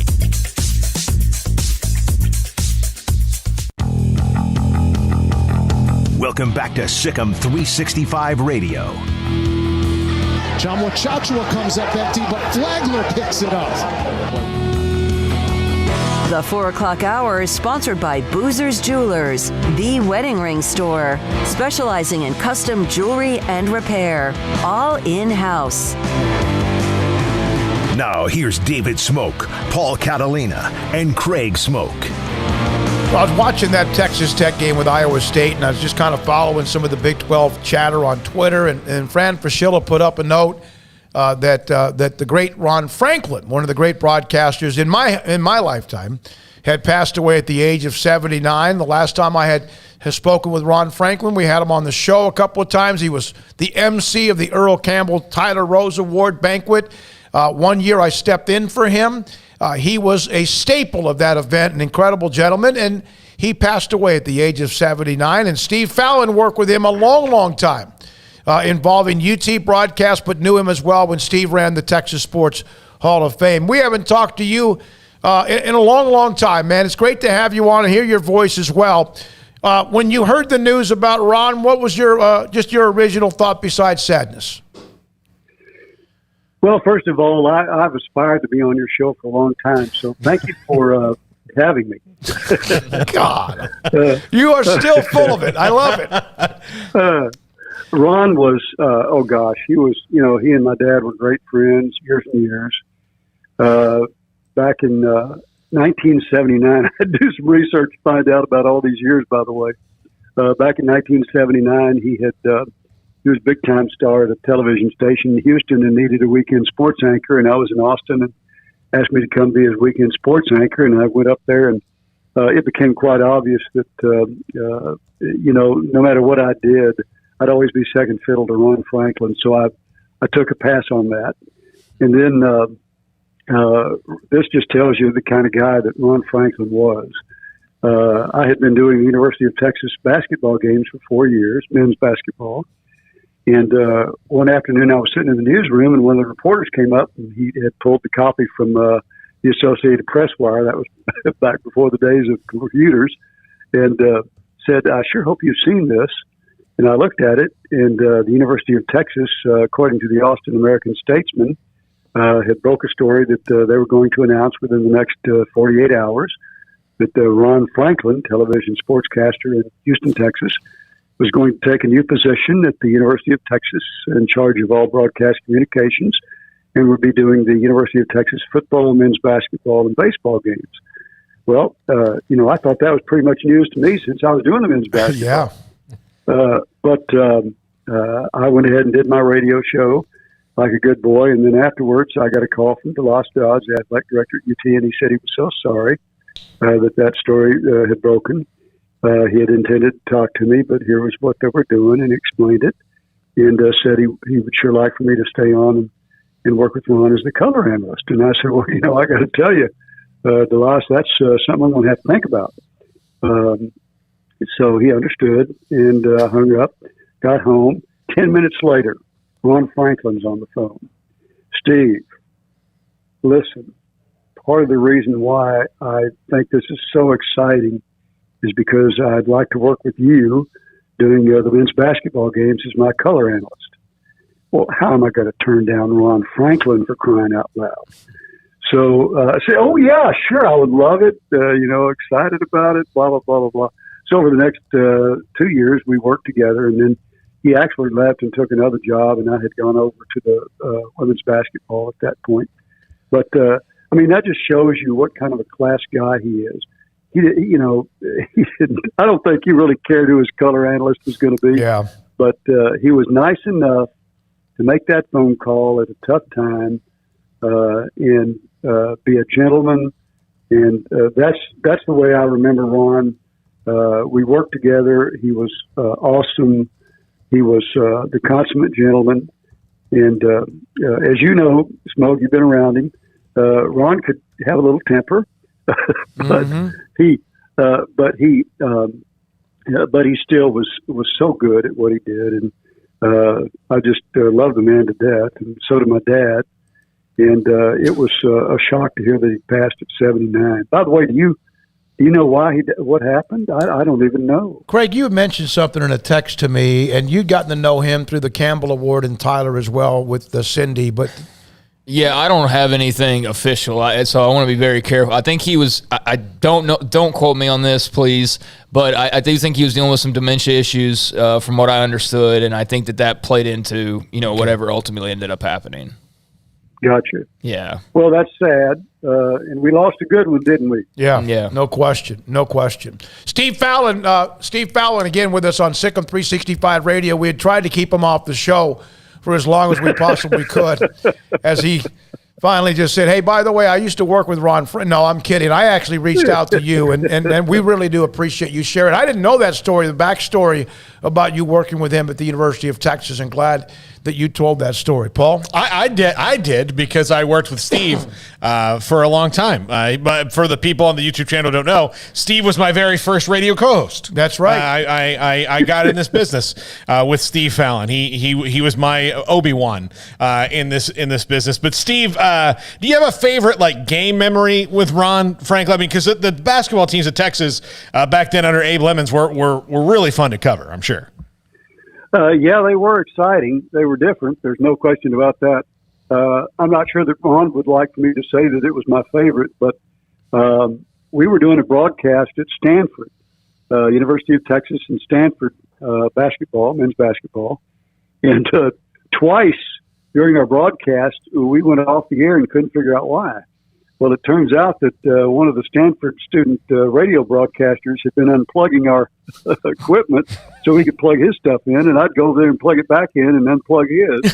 And when Ron found that out, and when we were in the third quarter of the game, for crying out loud, or second half of the game, and he jumps up and he runs over there and tells that guy, that poor student, he said, if I catch you unplugging us one more time, I'm coming back over here and I'm going to knock your head off. Oh, my God. I think I did that to a guy at San Jacinto one time who knocked us off the air 5 or 6 consecutive years in post-game interviews. But wouldn't. Steve, one of the things I remember, the first time I ever really got to know Ron Franklin, and I worked in Lufkin early on, Lufkin Nacogdoches, to start my career in 1981. And so we got Houston television, Ron Stone, Ron Franklin. But they were the broadcasters of the great Love You Blue as well. And that's kind of how I got to at least admire his work, he and Ron Stone with Love You Blue and the Oilers and Earl Campbell. Oh, yeah. And the thing about Ron is, well, we all know the guy's voice was like listening to God. And the way he could weave, especially with radio. Of course, I'm like you, I'm partial to radio because it's a lot harder to broadcast a radio football game than a TV game. And the way he could paint the picture for the audience was just spectacular. I remember him on TV when I was younger. He's most every year did the A&M Texas game on Thanksgiving or the day after. And he was the voice of that to me, because I lived out of state. But we were certainly, with my dad watching that game, I remember him doing that game so often. Oh, yeah. Yeah. Ron was, he's been gone a while. So, like everything else, once you leave the scene, people tend to forget and move on. But back in the day when Ron Franklin, ESPN, what you just talked about, Paul, doing the Texas A&M game, things like that, they bring back special memories to those of us who were part of all that back then. And Ron was just one of those kind of individuals who captivated the audience, and he was such a gentleman. At all kinds of events, all those special events we had at the Sports Hall of Fame and induction banquets, and he would come and attend. And it's just really heartbreaking that we lose him at age 79. Paul, you're too young to worry about this. As for me, 79 sounds awfully young to be passing on. I don't know. Paul's starting to. I'm almost 40s now, Steve. Yeah. I know it's been a while, Steve, but he's crept up. He's crept over that number 40 level, and I mean headed to 45 at any moment, right? I mean, it's 3 years from now. Yeah, but used to be 15 years. Well, when I started with Steve, it was 20 years from now. But yeah. Oh my goodness. Well, Paul, I'm 70, so it's all a matter of how you look at things. I wouldn't worry about it too much. But by the way, Steve, I have to tell you this. When Armstrong was putting up your graphic, our producer, he said, does this guy have a mustache? I said, yes, he does. And it's fantastic. No, it is. It's legendary, man. It really. So are you just enjoying life now? I mean, we haven't had you on. because Paul kept telling me we shouldn't. But are you just chilling and enjoying retirement? Well, I wish I could say I am, but I'm in my 21st year of my two other businesses that I have selling. It sounds funny. In fact, I got a great story about that. But anyway, I sell pipes on eBay, and I have my own website where I sell rare and out of production pipe tobaccos. And that sounds pretty nichey, and it is. But it sure does keep me busy and keeps the bill collectors away. But anyhow, I had a friend of mine come in one day to the shop. I'm over in the Robinson Center. It's only an internet business, so I don't have, walk-in business. But he saw all those boxes that I was packing and stuff like that. And he goes, "Oh, man, that's pretty cool." I said, "It is?" He said, "Yeah. You're in your retirement and you're packing and shipping stuff for people to make a little extra money." I said, "Oh, yeah. It's a blast." Well, you got something to keep you busy. That's good. A little extra cash on the side, like you said. Yeah, there you go. Yeah. There you go. What are your thoughts, Steve, just knowing the history of Baylor athletics and the amount of time that Baylor athletics, or the amount of impact Baylor athletics has had on your family's life? What's it like to see them win a basketball national title last year, and to see football doing what they're doing currently under Dave Aranda? Oh, gosh, Greg, I don't know that I could really verbalize my emotions of what all has gone on. My dad, although he had a great run for 43 years at Baylor, never saw anything like what we've seen over the last decade. And it's just been absolutely wonderful. I think that, you look back over the history of Baylor athletics, my friends, we are in a heyday. It's so much nicer now. From, I think, the late 90s, actually from the time the 2000s hit up till now, Baylor University has been more than just an university. It is just, for the Fallon family, I mean, Baylor paid our bills for quite a few years.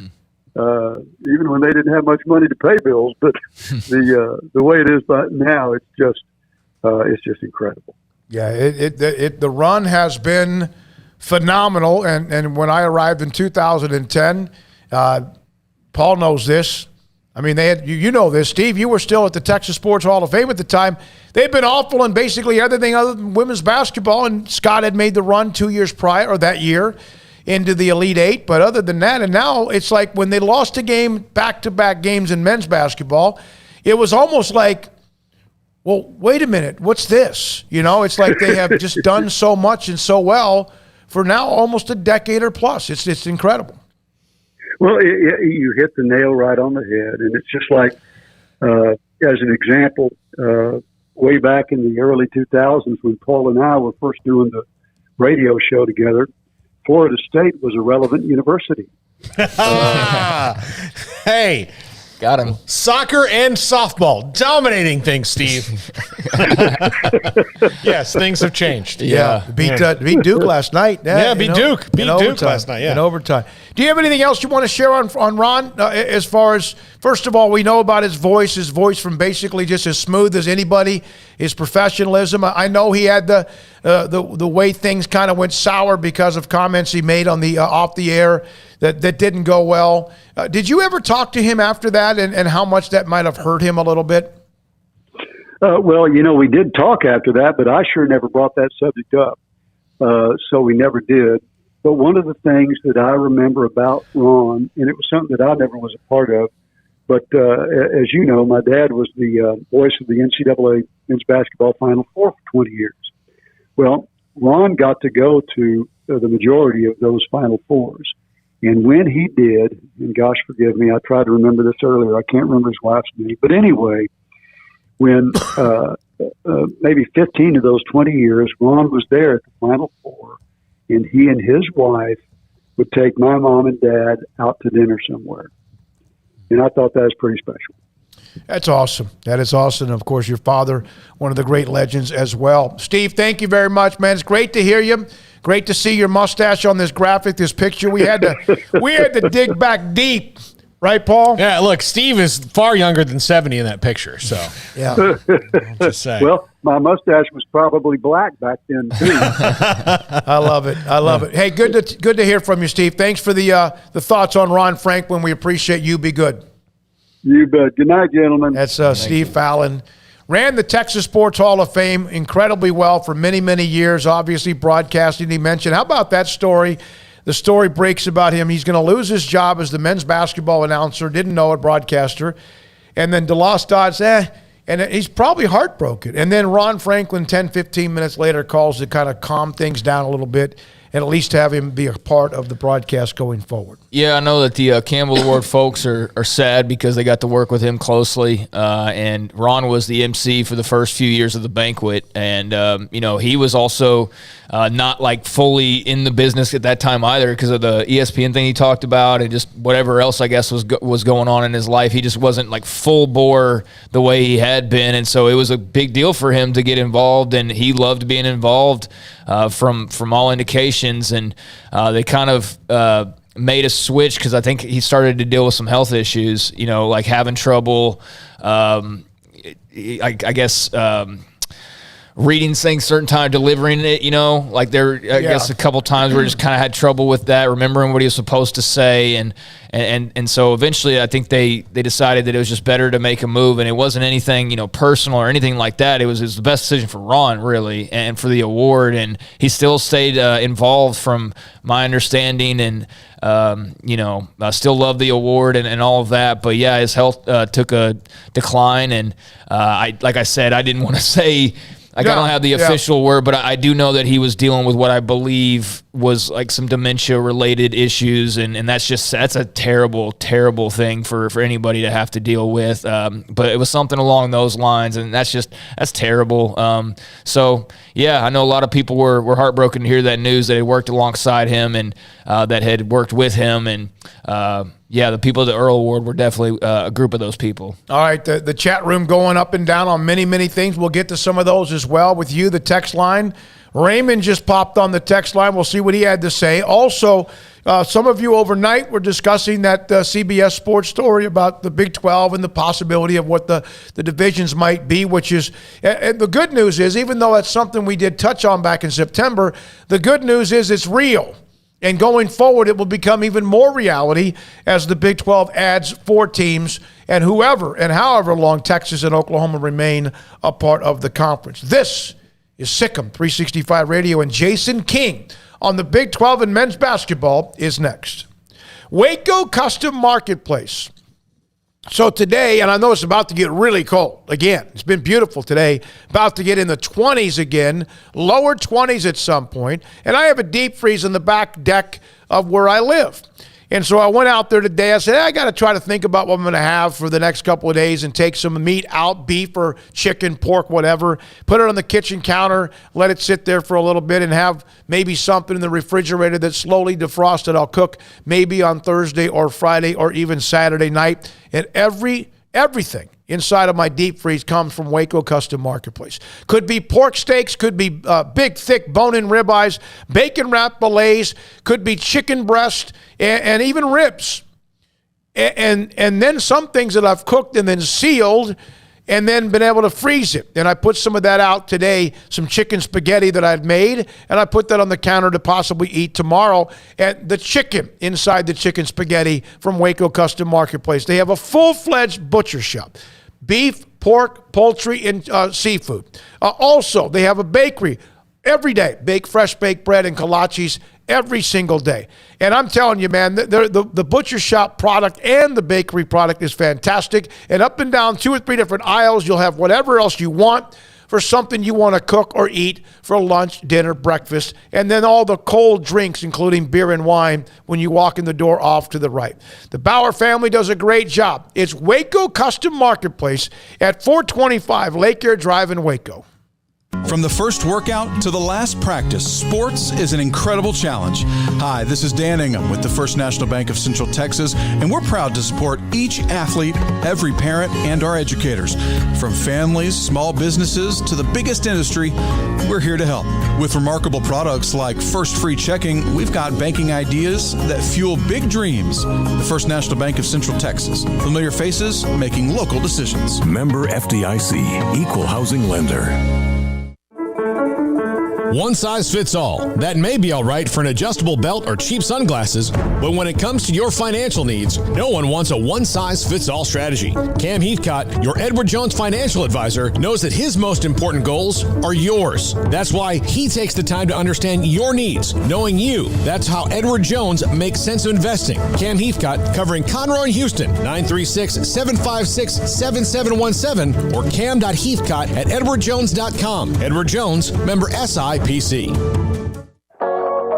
Waco Regional Tennis and Fitness continues to add more weapons to your getting or staying in shape arsenal with 8 brand new treadmills ready for you to run or walk a mile or 2 or 10. And with the explosion of interest in pickleball with instructors Joe Rosa and Jody Thurman with more courts available. Waco Regional Tennis and Fitness with large flat screens stretched across the weight room with Wi-Fi available, their own app to enjoy news, business, weather, or sports. Everywhere you look, there's energy, passion, and commitment. New touchless water fountains outside of each locker room, and all the locker rooms with showers, sauna, and whirlpool. Upgraded PA system throughout the world-class tennis courts with a youth academy led by pro Britt Coleman. Fitness and tennis merchandise available and a tanning bed. I promise you'll look and feel better. You just need to walk through the front door. Waco Regional Tennis and Fitness with personal trainers Christy London and Randall Corley. 40-plus group exercise classes, including twice-a-week boot camp. It's time to react today, not tomorrow. Waco Regional Tennis and Fitness on Lake Shore Drive in Waco.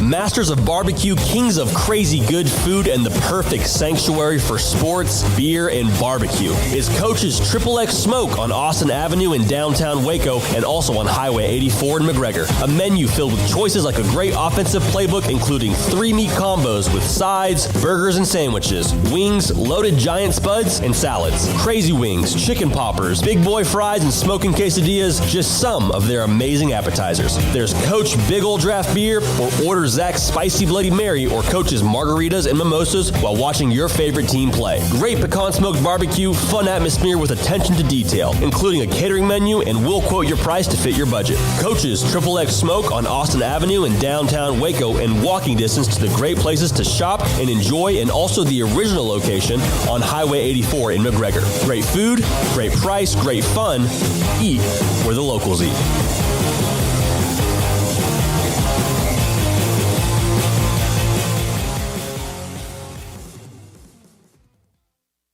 Brad Boozer, Boozer's Jeweler, joins us on Sikkim 365 Radio. This is it. This is when you're going to sell something in May. You have Mother's Day. You have Easter. You have things that go on, weddings. But this is a great time for your business. Exactly. And one other thing we do that a lot of people don't know is we buy jewelry, heirloom pieces, gold, silver bars, gold bullion, watches, anything you may have that you want to. If you don't want to use it and remake something like I did an estate yesterday, and I looked at 35 pieces, well, they're probably going to sell me back 30 because it's something they're not going to wear, nothing to use. So if you're looking to get a few bucks or to sell something or something you just don't wear anymore, I make my wife go through her jewelry box about every 6 to 8 months, and the things that she doesn't wear on a daily basis, this sounds horrible, but I take away from her and then I'll put in my estate counter, but then that gives me the chance to rebuy her something new moving forward. Instead of looking down 20 years down the road and you have 300 pieces of jewelry, it's something to refresh and make her buy something new along the way. You want to know why they're successful? Brad Boozer, the owner of Boozer's Jewelers on the corner of Valley Mills and Lake Air in Waco. Welcome back to Sikkim 365 Radio. Are you a Sikkim 365 super fan? Then try out our premium subscriptions at Sikkim365.com. We've discussed the Big 12. Jay Bilas joined us an hour ago. That segment up on our feed. And now Jason King, who covers Baylor men's basketball but covers college basketball, Sikkim 365 Radio. who also was spectacular and ode to joy in how he, back in the day, was trying to report what was going on with the Baylor men's basketball scandal and covers Baylor. Jason, how critical obviously 4-2 compared to 3-3 road game against Oklahoma, but just the guttiness of that win in Morgantown on Tuesday. It was so critical, and I'll admit, I mean, few have been the times when I've been down on this Baylor basketball team the last 3 years, but I didn't expect them to win the game yesterday, and considering the way they had played a few days earlier, and then you hear Kenzo's not playing, Sohan's not ready. I fully expected them to go in there and lose yesterday. I know that's terrible of me to say, but I just was so concerned with the way they had been carrying themselves. So for them to go out and win that game in a hostile environment and get guys like Meyer and Cryer just to play at such a high level. I mean, it just says so much about that coaching staff and the way they got those guys prepared, the way they got their minds right again, and it says a lot about the players too. And I think now you can start to, I don't want to say breathe easy, but you could at least feel a little bit better about this team and its direction. How confident are you in Adam Flagler playing point guard for another couple games if he has to? I think he did much better yesterday than he did the game before. Obviously he wanted Kenjo back, but Flagler's got to step up, and he made some nice plays yesterday, and he's good enough to get him through these next few without question, especially against teams I think they can, will, and should beat. And he'll be better for it in the long run, and so will the team. So he's a veteran, and I think he'll do a good job. We had Jay Bilas on earlier, Jason, and he was talking about Matthew Meyer and said that he didn't think that Matthew needed to change who he is. He just needed to show who he is. Would you agree with that? Absolutely. Yeah. I mean, I don't think he needed. I think any change that he might have needed to make would be mentally, and just maybe coming out and playing, more aggressive. Which, as Jay said, that is who he is. We just haven't seen the real Matthew Meyer. I don't think he needed to change anything. He needed to go back to what he had been for so long. And, they're a different level team when he's playing like that. They go from a A to a A plus. I mean, it's full strength. I mean, he to me, especially since he's been so up and down, I think right now when everyone's healthy, you could point to him as the X factor of this team. Are they a good team or are they a great team? When he's playing like that, they're a great team. LJ Cryer, season high, career high, 25. Another guy that Jason was kind of just marinating, waiting for his turn. It's part of that, who's next when others move on. And he, I thought he was fantastic Saturday. In fact, they get blown out by Oklahoma State without him on Saturday, and then he comes back and follows it up with that. Absolutely. He really seems to relish and embrace playing on the road and playing in front of hostile crowds and kind of seems to embrace the big moments, and that's a really encouraging sign. And no one was talking about LJ Cryer in the offseason. They were in Waco, where people knew about him and knew about his history. Knew he's one of the leading scorers and one of the leading scorers in the history of Texas high school basketball. That's not a small feat to be able to make that claim. And I remember hearing last year, that if you were just to have a pure shooting contest, with no one guarding you, they said he might have been the best player on the team just in that sense. So we're really seeing that now about what a threat he is from the outside. The thing about it is when you have games like that, it just builds and snowballs, and your confidence just gets better and better. And to string 2 or 3 games like that together in a row now, I think it's really going to pay off for him in the long run. Jason, are we kind of seeing how big of a loss that even as a true freshman that Langston Love was and providing some guard depth, even though I think Dale Bonner played pretty well yesterday? Well, I agree with you. When Langston Love went down, my initial thought was, gosh, that's unfortunate. I feel terrible for this kid. But I thought they would be okay. I thought he would be the guy that might get lost in the shuffle a little bit, just that the numbers game might be that ninth guy. But boy, now is a time when you would really need him. And he's such a good scorer as well, and also just a energy guy from what I hear, a guy that people really feed off of. So it's tough that he's not out there. But I think Bonner's a guy that they really need to step up in terms of just kind of taking that next step. I mean, to me, Bonner's a guy that he can be an impact player. I mean, you don't average what he averaged. I don't care what division you're playing in. You don't average what he averaged unless you got the ability to really put the ball in the basket. We still haven't seen it yet. He's doing some other nice things, as you mentioned, but he's a guy that could go out and drop, 14 to 16 points in one night in like 12 minutes, if he gets hot. So I think that's coming as well. What do you think about Oklahoma coming up? They're better than I thought they were. I mean, they lost a close game to Kansas last night. I thought they played Baylor really well. In Waco a week or two ago, they probably were feeling real good about their ability to score against Baylor. So I thought with the coaching change, a bunch of guys leaving, a bunch of new faces coming in, I thought it might take them a little bit of time to develop some cohesion. But their record may not be as gaudy as some of the others, but they're tough. Having to go there and play is not going to be easy. Hey, I know you got to go, Jason. Thanks for squeezing us in, man. Appreciate you and your knowledge. Right. Good seeing you the other night. I'm glad you're feeling better. Talk to you soon. Hey, you too. Jason King, again, he was very much a part of, especially episode 1, but on occasion throughout the episodes, when he was describing the how all of it started with Scott Drew and how it got to that point where he was even being hired with his coverage of the scandal under Dave Bliss back in the early 2000s. All right, when we come back, 4:37, a couple of more transfer portal notes. One player who's transferred now twice, or about to. A pretty big name from an elite program, championship level program, that plus more. Sikkim, 365 Radio, 365 Sports. Richard Carr, Buick GMC Cadillac, got a lot of great deals. I say that every day because every day that rings true. They do have great deals every single day, every single week over at Richard Carr. And we've talked a lot about the supply chain challenges, but cars and trucks are coming, and they are arriving at the dealership on a daily basis. If you've been waiting to buy a new GMC, Buick, or Cadillac, now's the time to contact Richard Carr Motors, as they're receiving deliveries of new cars and trucks each and every week. So get on their inbound vehicle list so you can get your new car or truck as they arrive. Plus, you can buy a car now and get 0% financing for 72 months for qualified buyers. GMC Buick Cadillac has 11 SUV models to choose from with dozens of trim options. If you're in the market for an SUV, Richard Carr is a one-stop shop to find the perfect model for your needs, whether it's a fun and nimble Buick Encore, the sophistication and luxury of a Cadillac Escalade. Richard Carr has the SUV you need starting at $24K, so call now, come by now, or go online to find the perfect SUV for your family. And if you're not in the market for a new car, Richard Carr is also loaded with premium pre-owned cars and trucks. All of them go through a 172-point inspection before hitting the lot, and they have over 10 lenders who will do what it takes to get you in a car today. 100% credit approval is always the goal. So trust the good local people you can count on for over 20 years in Central Texas. Proud Wacoans and proud Baylor Bears. Log on to richardcarr.com today, or call them now, or go see them now off Highway 6 at the Imperial exit. 1, 2.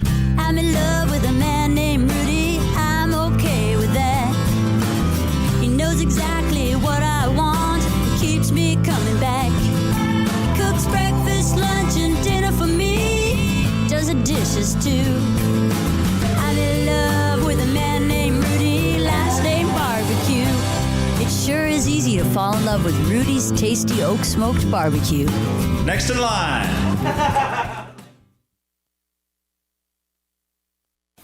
Born in Waco, Brotherwell Brewing exists to serve the Central Texas community with locally crafted beer of the highest quality. They want to bring Central Texas closer to the brewing experience so everyone can enjoy well-made beer as much as they do. For 2.5 years, they've been bringing high-quality beer to Central Texas at their location on Bridge Street in East Waco. Brotherwell Brewing believes in community and bringing people together to enjoy products made in their community. So for your game day, whether it's a tailgate or at home, stop by Brotherwell Brewing for high-quality craft beer made right here in Central Texas, 400 East Bridge Street, and check them out online at brotherwell.com.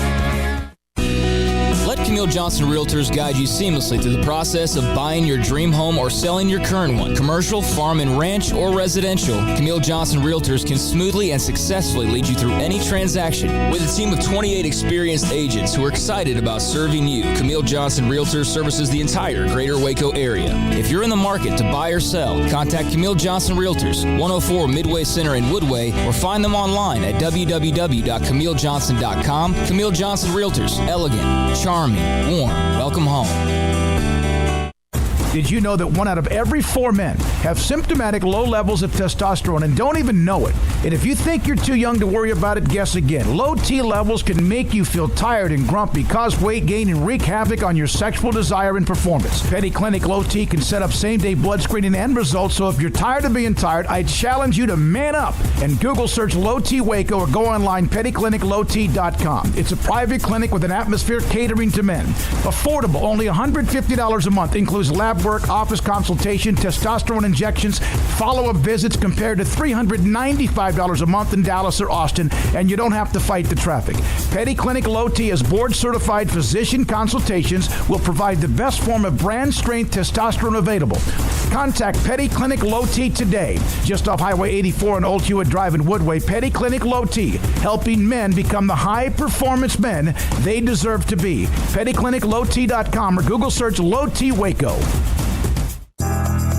Riverbend Liquor and Wine, Lakeshore Drive at North 19th Street in Waco is a hidden gem. They've got a great selection of spirits, wine, and the most extensive selection of craft beer in Waco in their gorgeous walk-in fridge. And they have an amazing array of high-end bourbons like Pinhook, Weller, Buffalo Trace, Brush Creek, Hotel, Garrison Brothers, Thomas S. Moore, Hooten Young, and Bardstown. Great customer service and a convenient and speedy drive-through window. Riverbend Liquor and Wine. Find out more on Facebook and Instagram.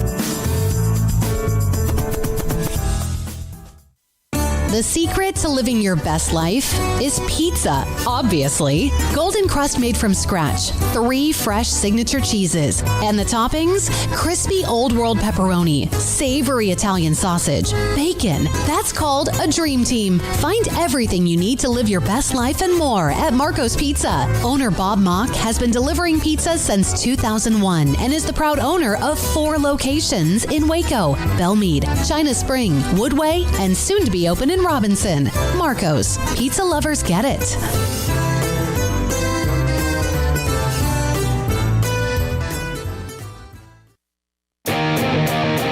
Welcome back to Sikkim 365 Radio. The Sikkim 365 Radio app is sponsored by Alan Samuels Dodge Chrysler Jeep Ram Fiat in Waco. Your friend in the car business at Loop 340 and east of 84. Come by. Let's be friends. All right, there's always news in the transfer portal. And the next name, and Craig is probably on this a lot more than I am, and I know, Paul, I saw you looking at some of that earlier, but JT Daniels, the former USC quarterback, went to Georgia, and now he has entered the transfer portal. Yes. JT Daniels is officially in the transfer portal. Entered that earlier today, was originally a USC signee, and then obviously big 5-star, talented quarterback that USC landed and didn't work out there, ends up going to Georgia, and now he's in the transfer portal for a second time. So don't know if he'll go back closer to home in his native California where he was to start off with, or if it'll lead him somewhere else. But JT Daniels is now a big name in the transfer portal. Yeah, I think that probably means that Stetson Bennett's coming back and is going to run it back. And then they also have Brock Vandegrift, who is a 5-star recruit. So he's getting squeezed out of playing time there. And I know that Georgia fans for a lot of the year were fine with Stetson Bennett, but now that he's won them a national title, good luck. He's announced on, looks like Instagram, that he's coming back for sure. So, Stetson Bennett's, you figured that, but he's officially coming back. He should go on a book tour. He should write some book, and he would make millions off. He's going to make millions off of NIL and just free beer. And that's all just coming out in the last few minutes. So he just dropped that. I guess that coincides pretty well with the Daniels news. So, Bennett officially coming back to. There should be rules where, an LSU running back can't transfer to Oklahoma a couple months before the season, and then the week before leave, or an LSU running back, wasn't it Bradford?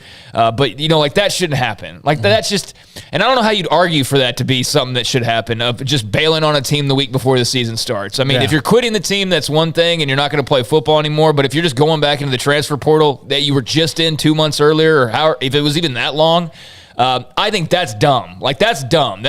I don't see a good argument for that. And that's the kind of stuff that I wish they would curb. But I do think in terms of any criticism for it, there shouldn't be any criticism for guys having the ability to do it or schools feasting off of it, because why wouldn't you take advantage of it if you can? It's much easier than grabbing a freshman high school player and expecting them to be your quarterback. But you said these guys also have to be realistic about where they should go. Yeah. And I think most of them know where they're. I think about 25% probably know where they're going before they enter the transfer portal. Probably, yeah. Because of tampering. Yeah, definitely. And I think that's certainly part of it. But as you said, like JT Daniels, USC didn't work out. He decided to leave, whatever.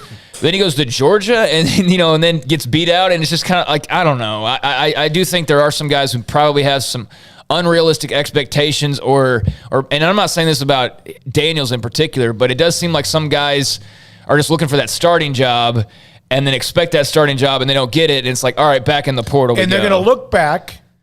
I do think that there will be some football players who are from the high schools in Texas. There's only a handful, like Quinn Ewers, who left and made money without ever playing at Ohio State and now is making even more and hasn't taken a snap at Texas, or the running back out of Kane. I do think some of them might look back later on and wish maybe they were a part of something. The transfer portal, my concern is we make fun of Tate Martell, right? And there's going to be now 100 of him before it's all said and done. I do think this, though. I think the transfer portal was more necessary for college football than a lot of coaches who don't like it, Dabo Swinney, would like to admit, because here's this, and follow me along here. Okay, if you're going to you lose a coach and you hire a guy, so you lose a good coach, you hire a guy who's not good and you fire him within two or 3 years. Well, his roster is obviously garbage because he wasn't good. Well, now you hire another guy who has to rebuild a garbage roster, but you're asking him under the old rules to do it with freshmen. And transfers, he has to wait a year. Well, if he has to wait a year with a lot of these guys, well, that 1 year might be so bad you might fire another guy again. And you're paying these coaches millions of dollars to not work for you now because you fired 2 coaches in 5 years and because the buyouts are huge. Well, I think this can actually help you if you have a coach who can coach up talent and is good, find the right guys to make his roster passable and build something, as opposed to saying like, hey, I know that you walked in and this was a gigantic bag of manure and you couldn't turn it into something else within 3 years. So now you're gone and the bag of manure is now even bigger because you were scrambling it. I think if you do it right, it can help colleges actually save ridiculous money on these buyouts by letting coaches pepper their roster with non-freshmen. Here's what's going to happen.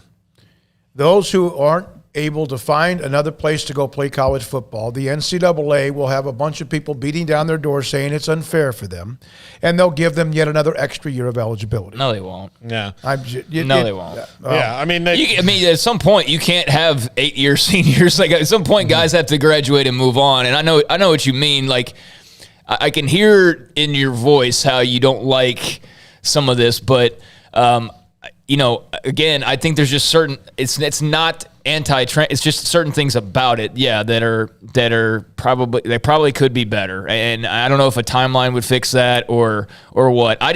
My only thing is I just don't like the idea of guys bolting, a week before the season. And we only had really one example of that. So it's not like that's become common practice, and we shouldn't treat it as though it's become common practice. But that's just the type of thing that I would look to avoid. All the other stuff, okay, whatever. And it's been exciting to see where some of these guys have gone. I mean, it makes certain teams, like would Texas be as high on everybody's list? I mean, probably in the preseason they would be because they are every year.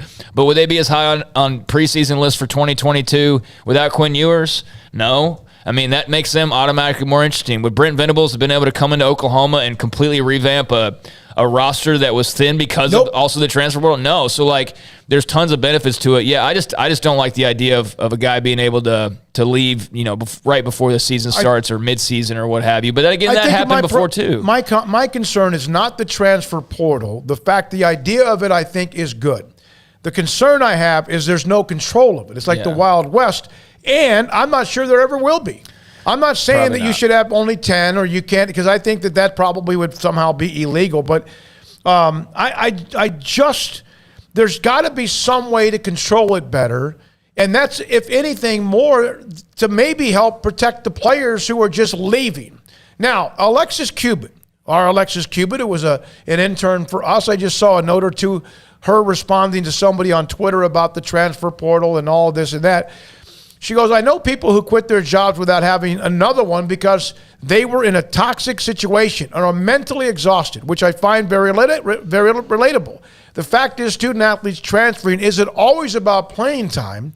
Some do make informed decisions that have nothing to do with football. I think most of them do, and we don't talk about them. We talk about like the, JT Daniels or Tate Martell, or, was it Trey Bradford? Is that who the guy I keep thinking of is from Oklahoma, the LSU transfer? But yeah, I mean, we talk about those certain deals, and she's absolutely right. I mean, there are a lot of toxic coaching situations. Like, dudes at Hawaii weren't leaving because they didn't get playing time or because they were unhappy with their stipend, or they left because it was toxic.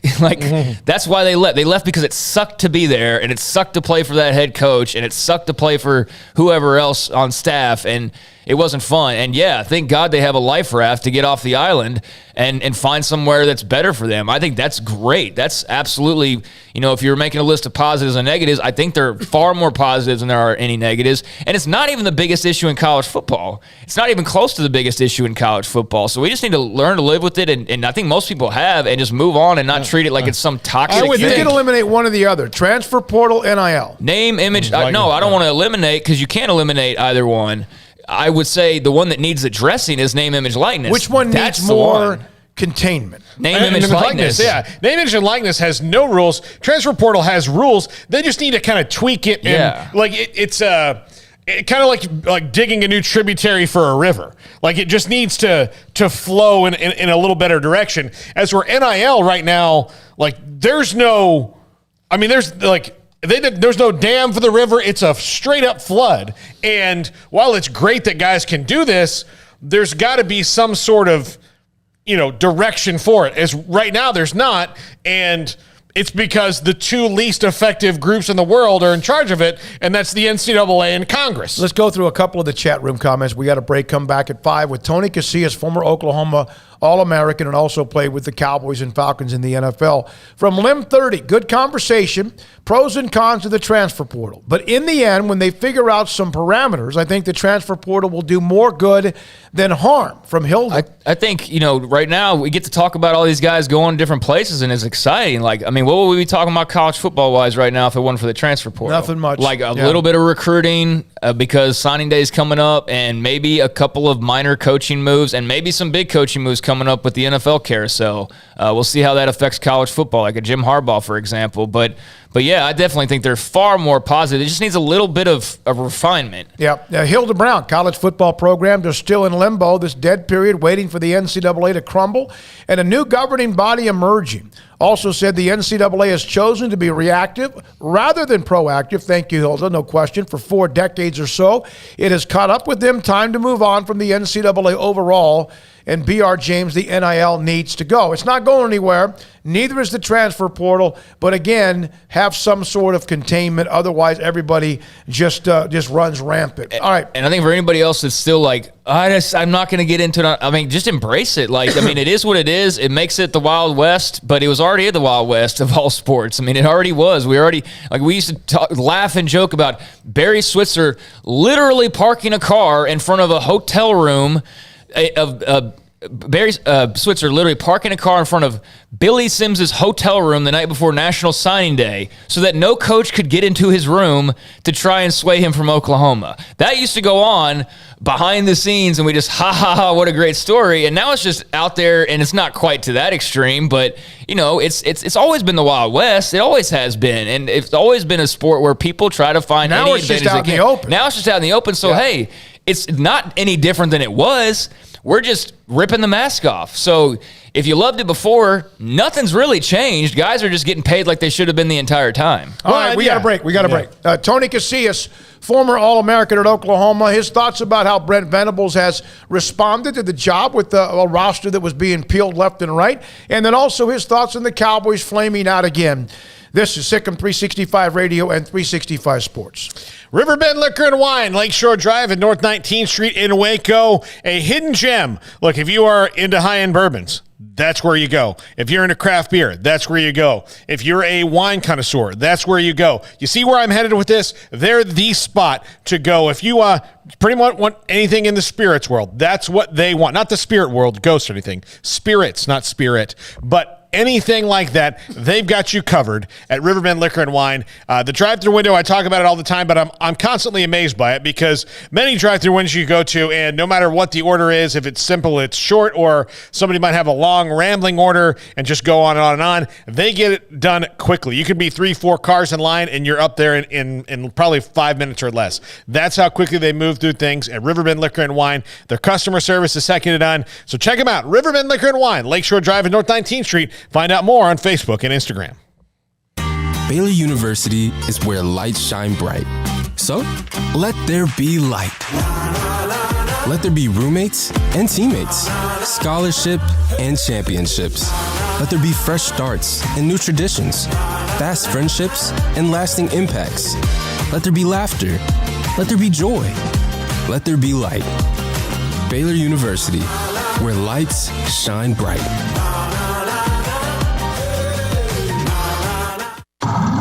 It's plain and simple. Waco Custom Marketplace is the one-stop shop for what you need for tailgating, from charcoal, cold beer, and wine.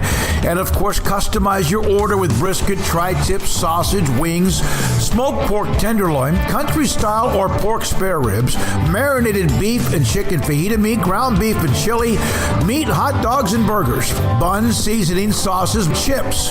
There's fresh baked bread and kolaches every day, breakfast sausage links. And you can also customize your favorite cut of steaks from Select, Choice, or Prime, bacon wrap fillets, ribeyes, New York strip, sirloin, T-bone, and porterhouse. Full service butcher shop includes pork, poultry, beef, chicken, and seafood, serving Waco restaurants and families since 1940. Your one-stop shop for beef, pork, poultry, and seafood needs. Waco Custom Marketplace, 425 Lake Air Drive, or WacoCustomMarketplace.com.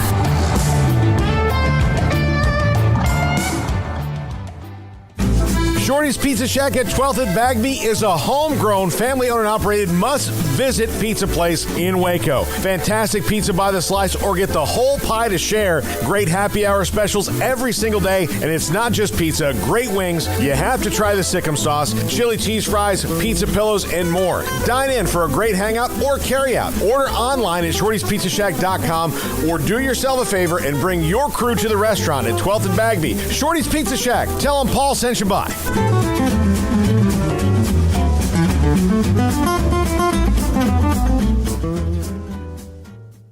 With so many companies and policies out there, it gets so confusing shopping for insurance, and I never know if I'm getting the policy that's right for me. Luckily, I met the team at the Niche Group Insurance Agency. With the Niche Group, you can go to one company and get access to coverage options from many insurance carriers, and you get to speak to a real person about your specific coverage needs. With the Niche Group, I know I'm getting the right coverage at the right price. If you need insurance, talk to the experts at the Niche Group at 1-800-258-8302. Three Nations Brewing Company has 16 different beers on draft with a new beer every Friday. It also offers 2 air-conditioned tap rooms, a large indoor beer hall, a second-floor mezzanine offering a great overview of the brewing company and equipment and patio where you can relax under the shade. Plus, you can now experience the new Three Nations Beer Garden Grill on our shaded patio with socially distanced seating for your enjoyment. Grab a cold beer and enjoy a bite from our freshly prepared and delicious menu. Street tacos, quesadillas, freshly cooked burgers and dogs and veggie burgers too. State Fair tornado fries, nachos, and so much more, all prepared and cooked on site. So come visit the award-winning Three Nations Brewing Company on East Vandergrift off I-35 in Carrollton.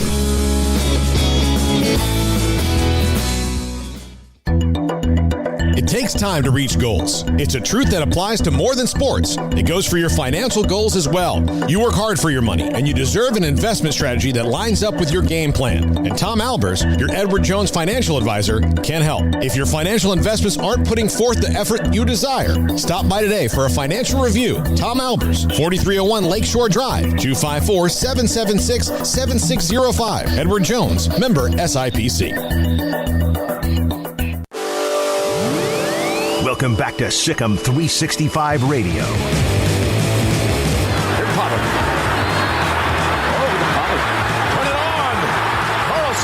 gets past him. Look at Pollard taking it for the touchdown. The 5 o'clock hour is sponsored by Edward Jones Investments with financial advisor Brad Wilson. Investing his time and experience back to you and your money during today's changing times. Edward Jones, making sense of investing. Now, here's David Smoak, Paul Catalina, and Craig Smoak. Tony Casillas, highly honored defensive lineman with the University of Oklahoma, part of the Cowboys and Falcons, and has been a part of broadcast, has a podcast himself, and is joining us now on Sikkim 365 Radio and 365 Sports. And I saw something, Tony, I'll bring this up early. Do you have jerseys that you have kind of sealed in these bags that you can send out? People can buy some of your jerseys. Is that right, your old jerseys? Yeah. Hey, well, thanks. First of all, thanks for having me.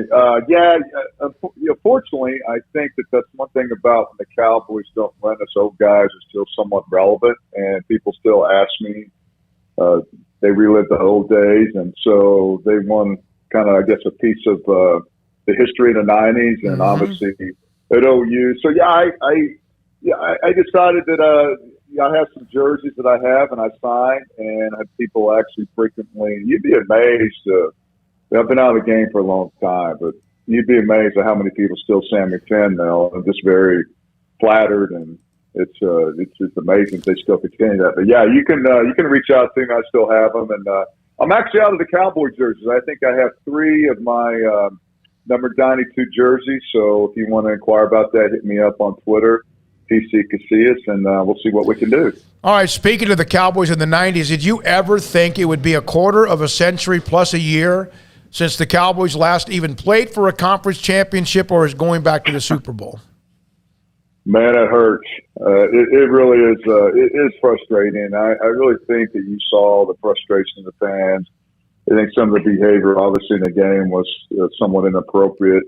But, yeah, it's just been it's been a long time.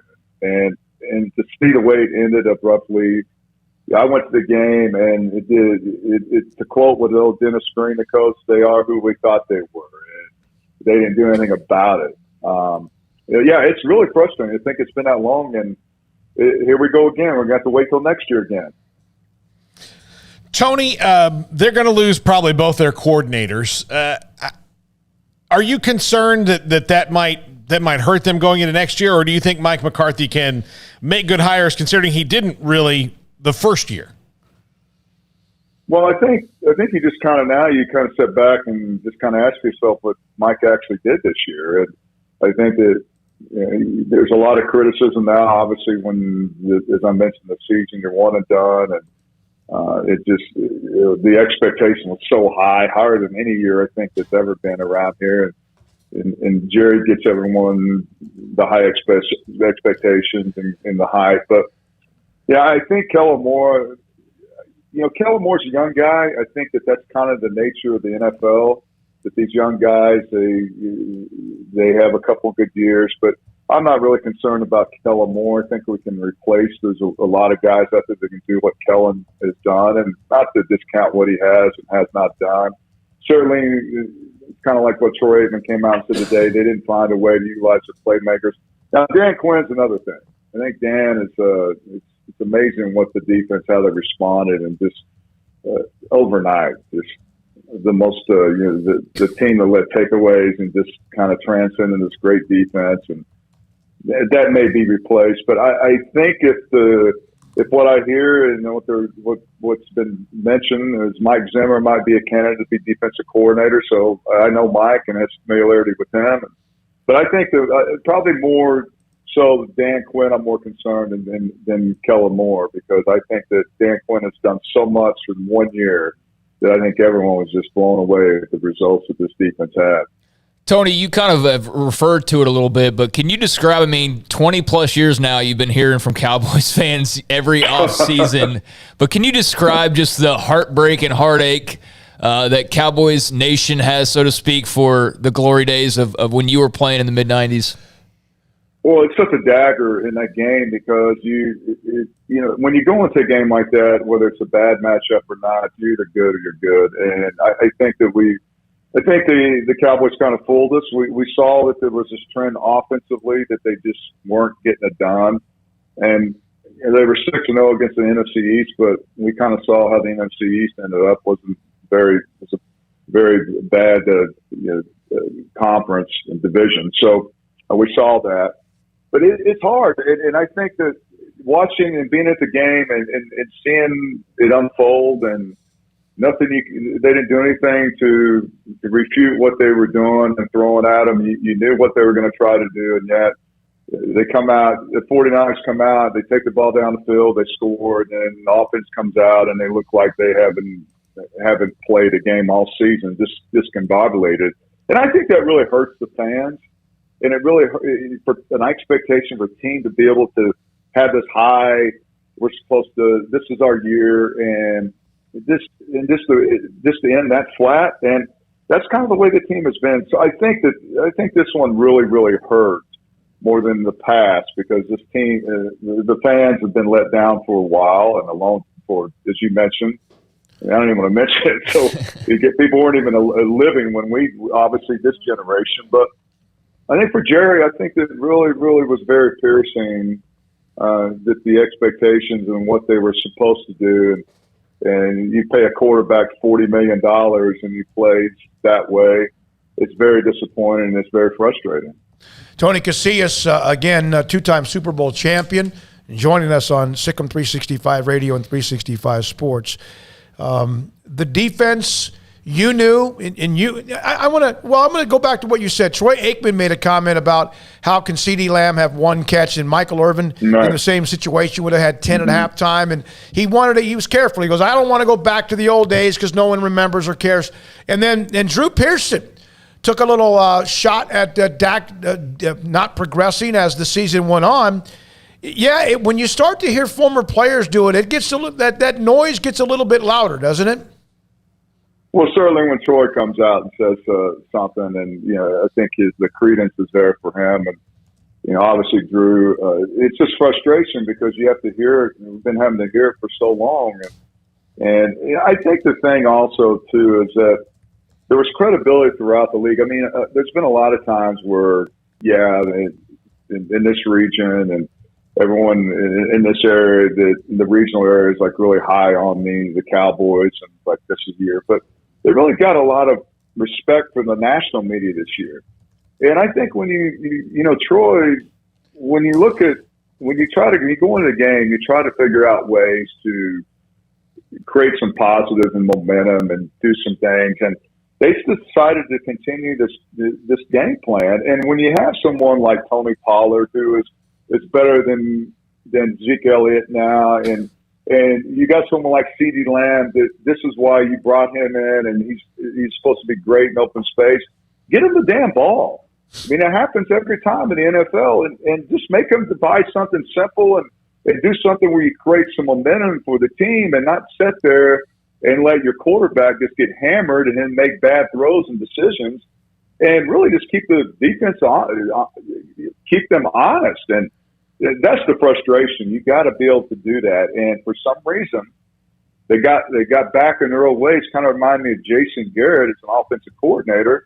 I know people hate to hear that, but that's kind of the way the game plan was. There was no energy. There was no urgency. That look, we can't do that. Let's just get the ball to someone and let them get the ball in space and at least move the chains and create some momentum and also just the penalties. I've never seen a team so undisciplined where they're the most penalized offense in the National Football League and supposed to be one of the most talented. That's pretty much unheard of. Yeah, Tony, that's on the head coach, right? Well, it is. I think that ultimately it comes down to Mike McCarthy and the players. I always thought that the coaches prepare you during the week, and then on Sunday in a playoff game, it's on us. And yeah, there was these different calls, and we've kind of seen that this year. But the coaches got to shoulder some of the blame, But when you're getting your ass beat and when you're jumping off sides and it's 1st and 10 and all of a sudden it's 1st and 15 and technique and you're not focusing on a playoff game, that's on you. A coach can only do so much. I mean, these guys are professional football players and they have to be focused. They got to be dialed in and they can't hear the outside noise. It's on them. They got to be able to adjust and mentally look, I mean, you're going to get beat physically, but mentally when you self-inflict yourself and you continue to do that, you just make it so much harder for yourself. And that's what happened to this team last Sunday. Tony, there's no question that they're probably the most covered team. Every time I walk anywhere and there's any kind of show on, it's always going to have something about the Cowboys, Jerry, Dak, whoever, and networks and ESPN, Fox, whoever. Even at times what we do, it sells. The brand sells. Do you feel like sometimes that one of the biggest problems is they are the Cowboys and they're overhyped and that some of the players actually do listen to it? It's hard to be immune to that because it is such a brand, and when you're trying to you create a brand and followers and everything else, and let's face it, it's a good and bad of being part of the Dallas Cowboys and what he's created. And look, everyone loves the Cowboys. I mean, I think I saw somewhere over 50 million people watch the game last week, and I don't know if that was inflated or what, but I mean, people do like to watch the Cowboys and 49ers, and the Cowboys carry that. The problem is whenever something like this happens, everyone piles on, and it's just also it piles on in its ratings, whether it's negative, whether it's positive. When you see the star people watch, and I mean, they just make a heyday. They just tee off, and again, you've seen all the memes and everything. That's how they make their living. So, yeah, you got to take the good and the bad, and there's been a lot of bad in these last 20 years.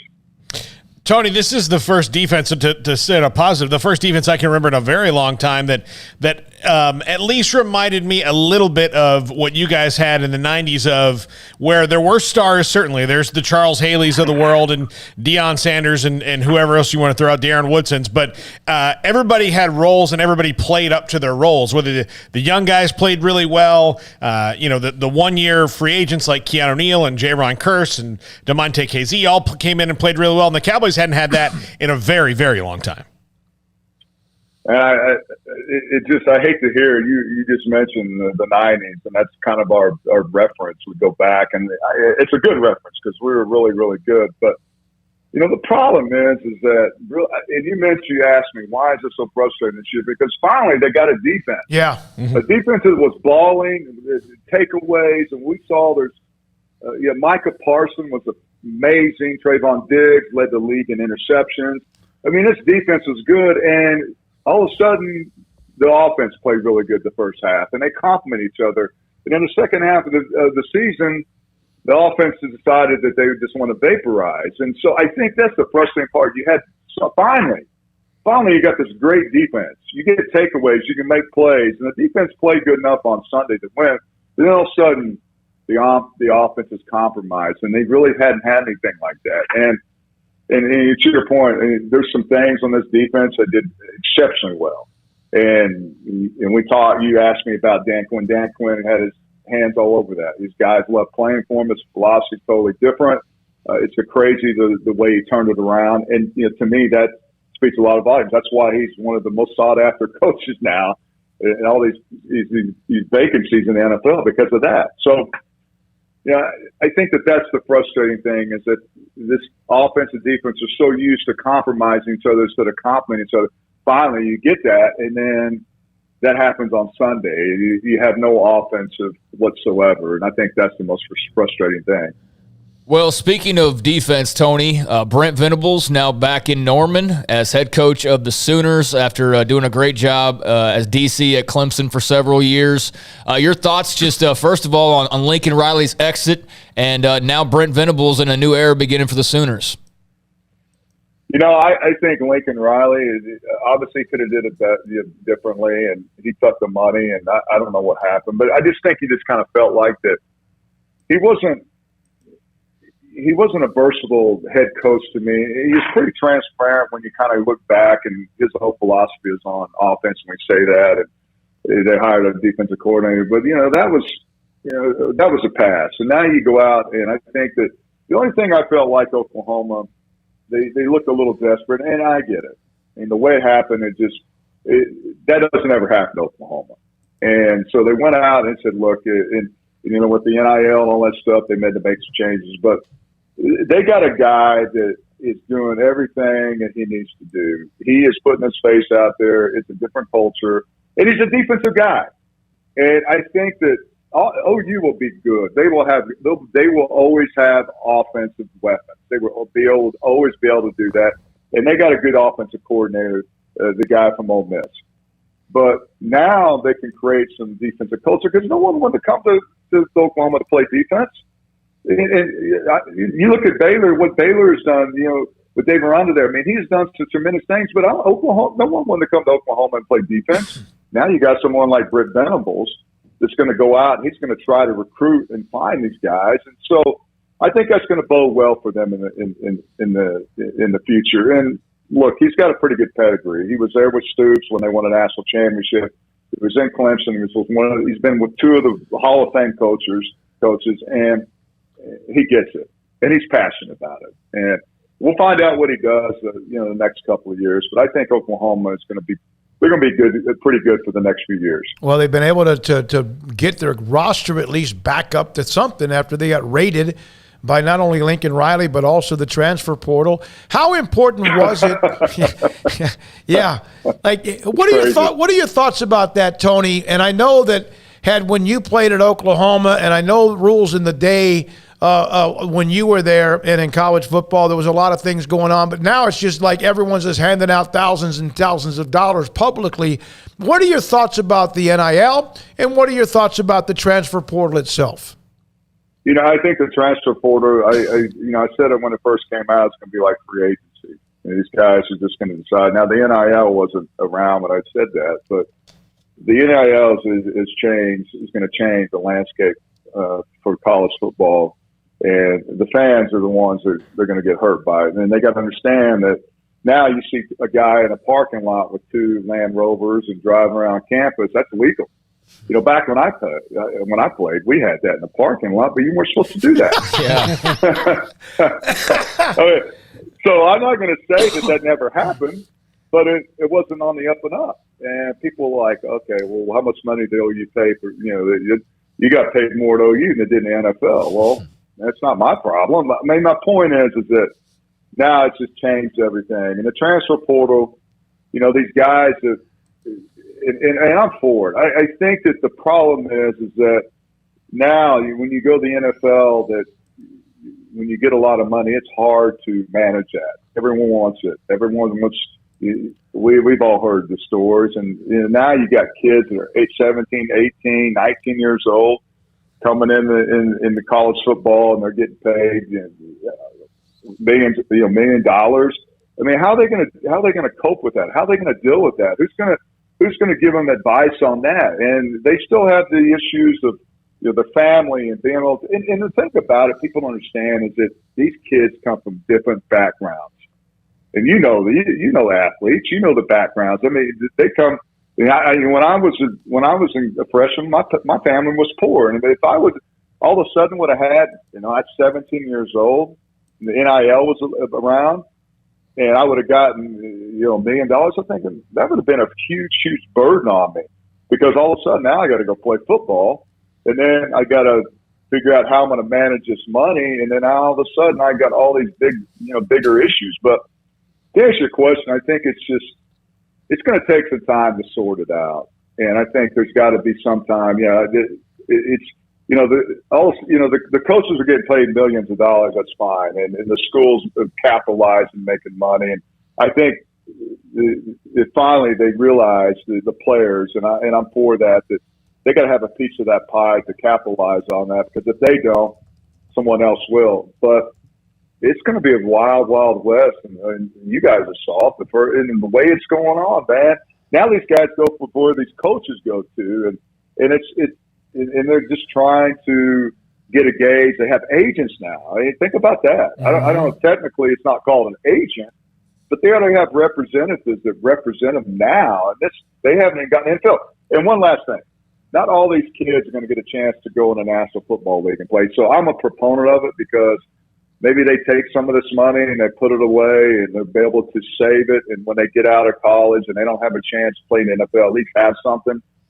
But the problem is just don't, and to say this as a 17, 18-year-old kid, don't be irresponsible. But think about, you're 17, 18 years old, you have all this money. I mean, it's totally a different thing. And then you have the burden of going and being a college athlete and getting it done on the field. And to me, that's kind of the slippery slope. Yeah, it is. Hey, Tony, thank you, man. Appreciate you being a part of it. Thanks for your time. Good luck with all what you're doing as well and with the podcast. No problem, man. Thanks, guys. Always great to talk to you guys. Tony Casillas, he could flat out play defense, was amazing at Oklahoma. Part of that 85 team that won the national title and also 2 Super Bowls with the Cowboys as well. He's been a part of In and Out on the Big 12 Network, covers that quite a bit as well. All right, I got to put this out there on the chat room. Cuz's Corner, Coast to Coast, CFB Network is a name on the chat room. And I told him, I said, you need a longer name. He goes, just imagine if we didn't have college football abbreviated CFB. Yeah. But love to have you. Thanks to Cuz's Corner. And, of course, Aaron Wilson was late to the party. Lewis Papp, Michigan. He said, hey, the wind you talked about a week ago, remember it was in 40 miles an hour and whatever, cold front coming overnight. He said, now you know what it's like every day in Michigan. That's why I couldn't live there. I could not deal with that real cold. We don't typically get that in Texas that often. So yeah, just a drop of. It is going to be like a drop of 40 degrees, if not more than that. It was in the next hours. 62 at 11 o'clock, 9 o'clock this morning, and it's going to be maybe 22 at some point tomorrow morning. Yeah, I don't like cold. I hate cold. I've not lived in South Florida in 17 years now. It's been 17 years since I left. But South Florida lives in me. And so does Texas. Those two things have combined.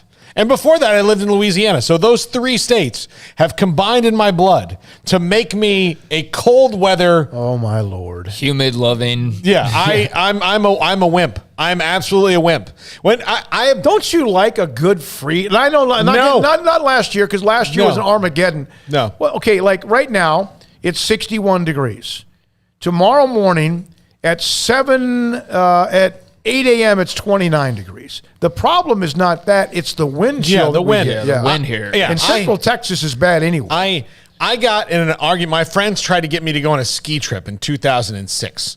And I said, no, I'm not going on a ski trip. I don't like snow. And they're like, well, you're not doing. I'm like, I'm not just sitting in a hotel. Yeah, ski trips are I'm not great. doing that. I'm not doing that. The cold's not cold. Yeah. It's a dry cold. Yeah, I don't care. It's snow. I don't care. I don't want to do it. 21-mile-an-hour winds right now. It's crazy. The last night that I was in Minneapolis, and I got back from the Super Bowl and got into the hotel room.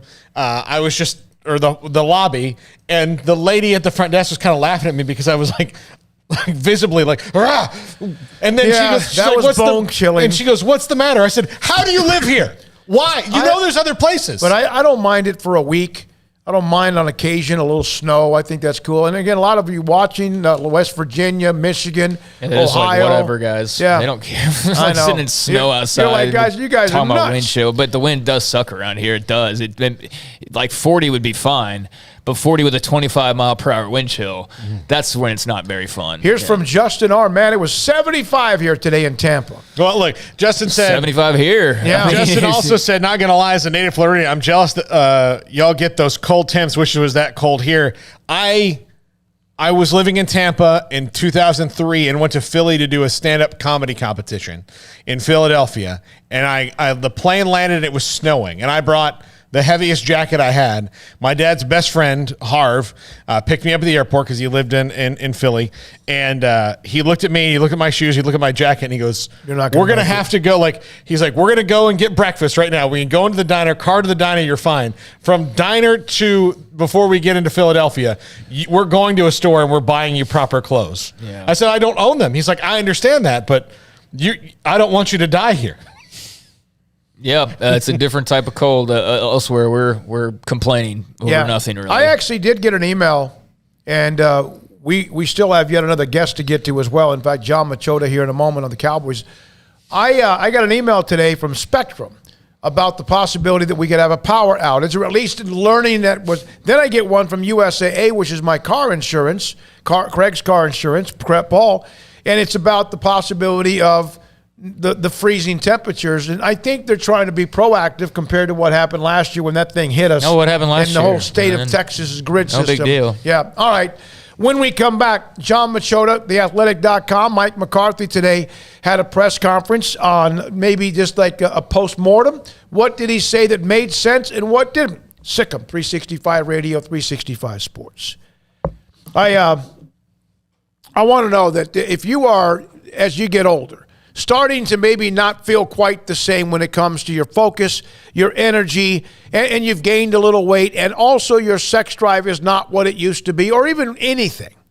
It could be something as simple as when you get older, Father Time takes over. 1 out of every 3 men have symptomatic issues of low testosterone. How do you find out? Well, you probably know if you have any of those symptoms I mentioned. Number 2, Dr. Kent Petty, Petty Clinic, lowt.com can help you out. Dr. Kent Petty will set you up. You contact him. I'll tell you how. Well, I'll tell you now. Go on the website, pettyclinic.lowt.com. Contact them by email. The phone number's listed as well on the website. He will set you up. The staff will set you up to go get your lab work, blood work.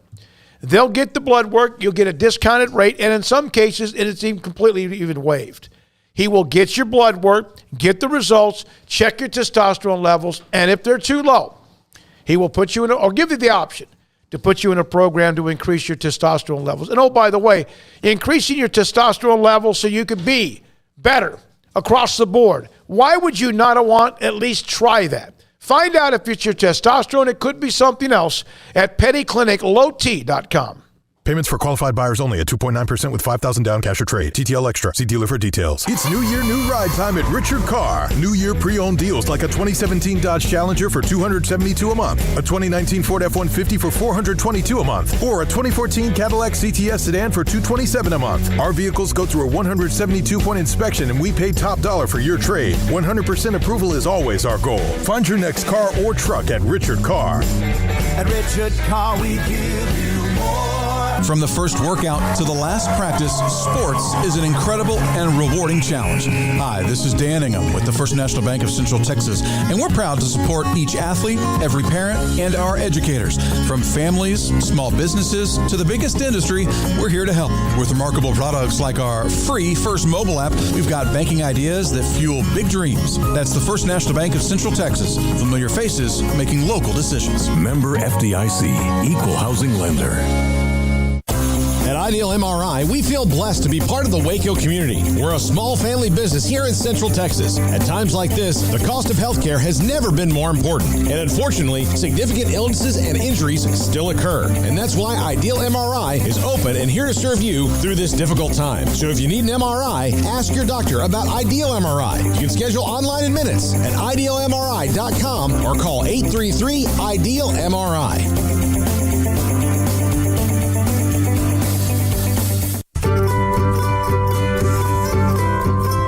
You want to know why Stonewood Dental is so successful? Listen to what happy customers have to say.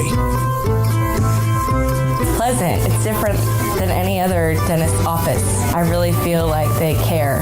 And it's not that you're here for 2 hours waiting on someone to take care of you. It's quick and easy, and I bring my kids, and my kids love being here too. They really love the treasure box. Staff is really nice and accommodating, real friendly. You feel more like home. It's not sterile looking. Everybody has their own personalized rooms with decorations and decor, and they'll even have a blanket for you when it's cold. I've recommended people to actually come here, and they are patients now. I really love it here. It feels like family.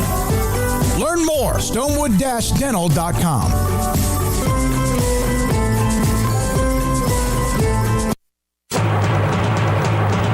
Allen Samuels Chrysler Dodge Jeep Ram in Waco, our brands continue to win awards year after year.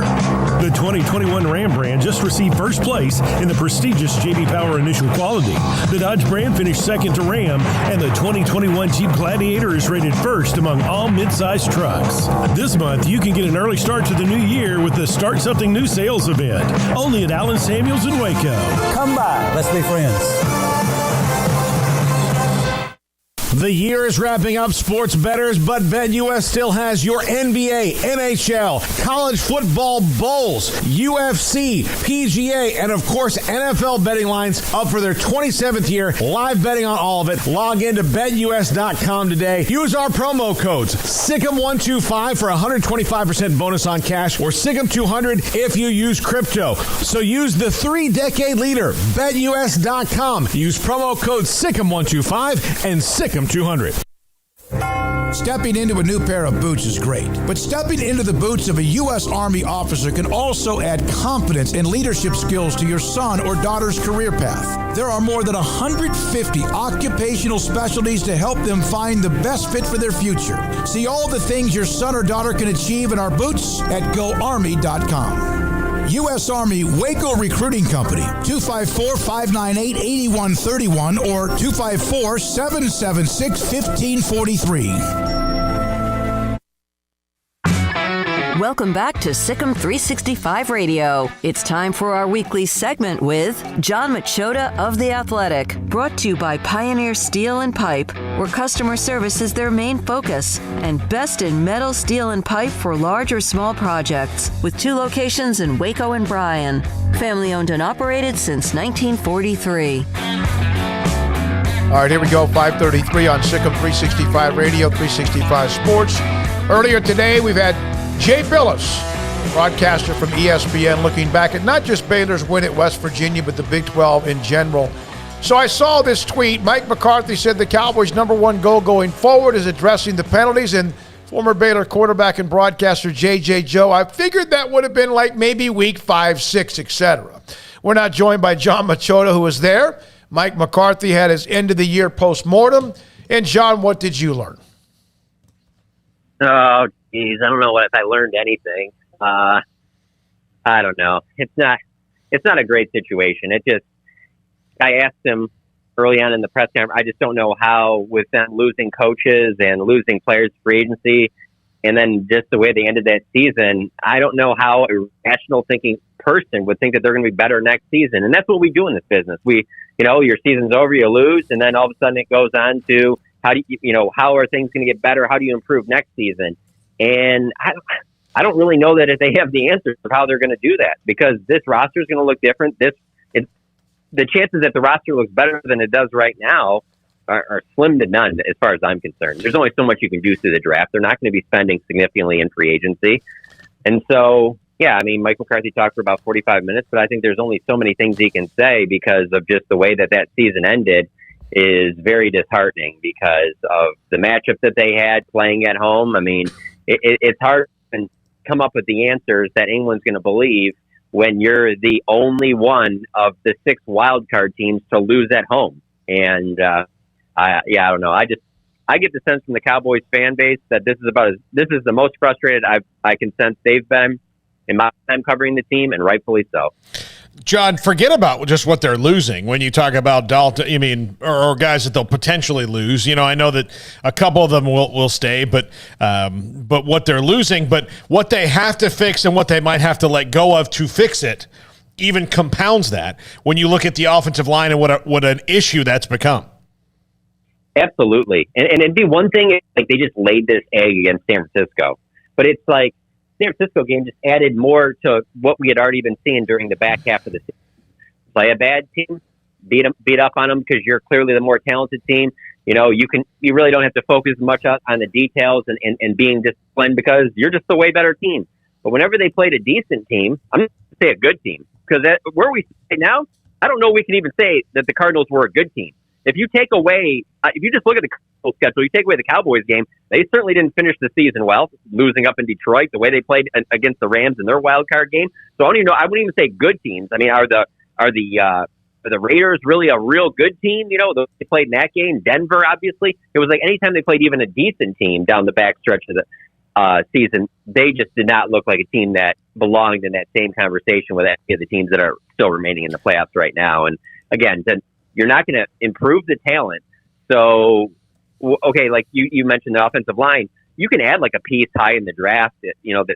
That'll possibly help. But like, I don't know if that just the reason that offensive line was bad this year is because it was a lack of talent. Like, they can certainly get better, but there's some talented pieces there that just didn't even. I mean, there's not one player on that offensive line that played above their standard. I think that Zach Martin played the best, but that's kind of, he played to the level you expect him to. But outside of him, everyone probably played down than what you thought they would. So, you can bring in some talented pieces and things like that, but schematically, something has to change there as well, because obviously the offensive line was a huge issue.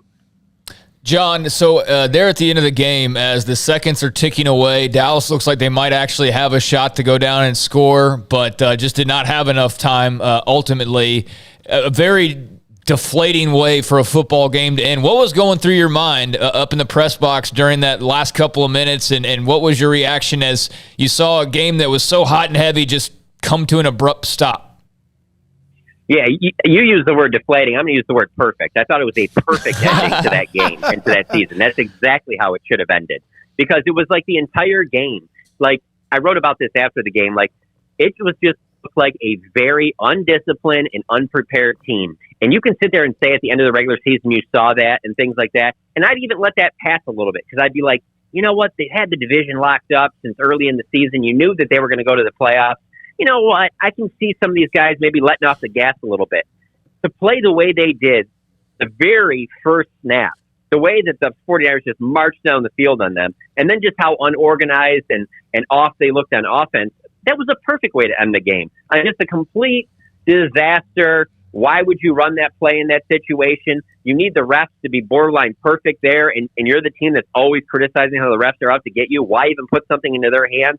And then here's the other part of it. Like, it's just fitting that it's like the refs are even being mentioned at the end of this game because of that play, when it's so ridiculous that it even came down to that. When that game was to be won is the series right before that. Yep. There's 2.5 minutes to go. You have the 2-minute warning, 3 timeouts. They don't have Fred Warner. They don't have Nick Bosa. You go 80 yards, you score the touchdown in your building, and you win the game. I don't want to hear about refs at the end of the game. The game was there for the taking. As bad as you played the 3 quarters, it was in your building. The place was rocking. It was there for you to take the game there, and you couldn't do it at all. So even mentioning the refs is laughable to me. Yeah, you make that point, and you just kind of felt like, and Paul and I text back and forth, that somehow they were going to, the Cedric Wilson diving, slipping, catch, whatever. But for someone like yourself who covers him, Paul covers him, but is also a Cowboys fan, but never lets that get in between his opinions. Can they ever just lose or win a damn game? Can they just ever lose 27-15 or 14 or 20 without there being some sort of drama one way or the other? No, I mean, and that's part of their brand. They have to own it, whether they want it to be or not. That is part of their brand. What we're talking about today in their loss is the biggest story off of Wild Card Weekend, and it was in a loss, and it involves the Dallas Cowboys. I mean, it's a bigger story than any. I mean, hey, Joe Burrow, great story since then they get the playoff win, great story. That's not even in the same conversation as the Cowboys blowing this game in the way that they did. Bill Belichick getting blown off the map against Buffalo. It's a story because Buffalo, they lost to the Patriots earlier in the year, and it is Bill Belichick, and he usually doesn't take losses to that.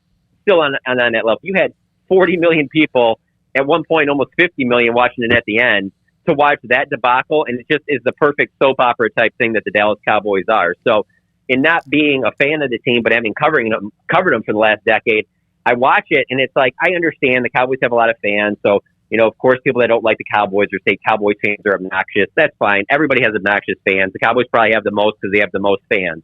But with that being said, their fans deserve better than what the Cowboys have been giving them. I mean, they just do. From the 10 years I've covered this team, the fans deserve a lot better than the product that the Cowboys have put on the field. And this season was supposed to be the year that you finally got over the hump and at least made it competitive in the divisional round, much less just look like you didn't even, you were definitely a team that looked like you had no business being in the playoffs on Sunday. John, I know there's been some just chatter and speculation about Amari Cooper's future with the Cowboys. Do you see a reasonable future where he's not there? It's possible. I mean, I think the number goes 20, 22 million in that neighborhood for next year. So certainly you can make the argument that, is it worth paying him that? Maybe not. My argument against it would be, even if you don't think it is, how are you helping Dak Prescott? If you're not bringing back these guys, they couldn't win down the backstretch of the season against good teams with all of those guys. So I don't know how this, that's the thing Mike McCarthy talked today about how, regardless if Kellen Moore gets another job, Kellen Moore's back, whatever the whole thing is, the offense is going to be based around Dak. And that's how it's going to be. That's how you do it in the NFL. When you have a fifth quarterback and you're investing $40 million a year in, you build the offense around that person. So this isn't one of those deals where all of a sudden they get a new offensive coordinator or somebody else comes in or call plays, and then all of a sudden we look at it next year and we're like, I've never even seen this offense before. It's not going to be that, because they're running plays and the design is to be most friendly to Dak. I don't understand how you're going to get more friendly to Dak if Amari Cooper isn't part of this offense. I understand you need to save money, but what are you going to do then? You have CeeDee Lamb, and then you're going to invest a somewhat high draft pick. I mean, because I don't see Dalton Schultz coming back either, so you don't have the who's been his go-to tight end guy. I just don't know how this offense continues to be Dak friendly without Amari Cooper. What did you think about Troy Aikman's comments about CeeDee Lamb? I think they're spot on. I mean, I've never said it to that length, first of all, because me watching the All-22 and Troy watching the All-22 don't even belong in the same breath. One, but my issue that I've had, and I probably overstate this because, there probably are times where you can argue that I'm wrong on this, but I go all the way back to Dak's rookie year, and I've never felt Dak has had that combination with another receiver like you see with Matthew Stafford, Cooper Kupp, Matthew Stafford, Calvin Johnson, Devontae Adams, Aaron Rodgers. Even though Dez had good seasons and things like that, I never felt him and Dez were on that page. Him and Amari have had good seasons, but I never felt like it was like, hey, big moment, this game, this is who I'm going to, and I'm feeding it to you no matter who's out there because I know you're going to win.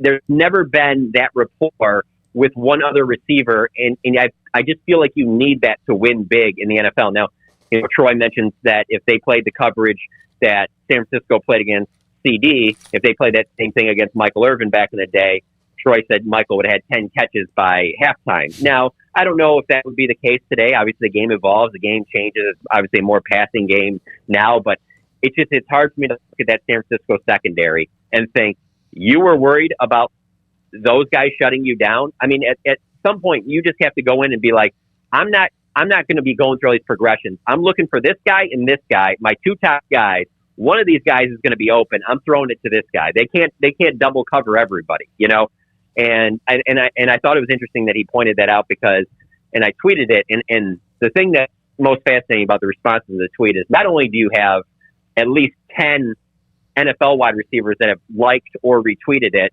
but just the responses you hear from fan bases who are kind of like, yeah, no, we're getting that with our team too, whether it be with Devontae Smith in Philadelphia. That's been a very popular one, that there is something about the offensive coordinators in today's NFL that they are very scheme heavy, and it's, I'm going to show you guys, I'm going to be the one, I'm going to show you how we can out scheme the defense, where at some points in big moments, there has to just be a connection between you and your number one wide receiver. We're going to go out here. We're executing. This is our go-to play. Let's go. Yeah, do you think, Aaron Rodgers and Devontae Adams, when it comes down to it, aren't going, no, this isn't in the playbook. Yeah. I mean, they're not. They're going to go over this week. If you imagine them saying to Michael Irvin, hey, they're bracketing you. We just can't throw the ball to you today. He would, they would never say that to Michael Irvin. And Aikman surely wouldn't say that we can't get the ball to you. They're not going to force it, but they would force it. They would make it. I want to say this about CeeDee Lamb. He's dynamic. He's explosive. He is a tremendous weapon. But I get the impression, and I've kind of mentioned this to Paul a couple of times, I thought he got to be a little bit too cutesy the last few weeks of the year. I know when you have a first down, certain guys make certain things.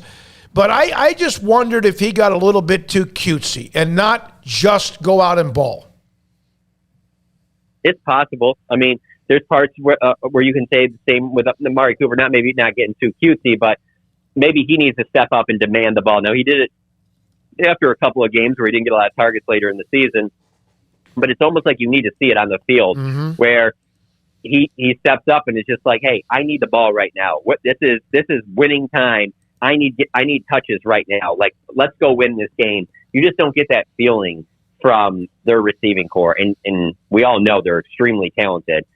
And the other thing is with me is I always try, and it's difficult to do because it's a handful in its own to have an everyday life, but then also just cover the Cowboys and know what you're talking about with them. But I always try and focus in on who is on the other side of the field because that matters so much. And I feel like in the NFL it gets lost more than anything because there's 11 guys out there and they're wearing helmets and it's hard to identify all these. But it's just like these defensive backs. Jimmy Ward, their safety, leads the team in interceptions all season with 2. None of their corners even have more than 1 interception. I can understand if they're playing the Rams and Jalen Ramsey is over there on CeeDee Lamb. You're like, man, you want to be careful about that. He'll make you pay if you mess up. You want to be careful over there. They don't have a guy like that on San Francisco.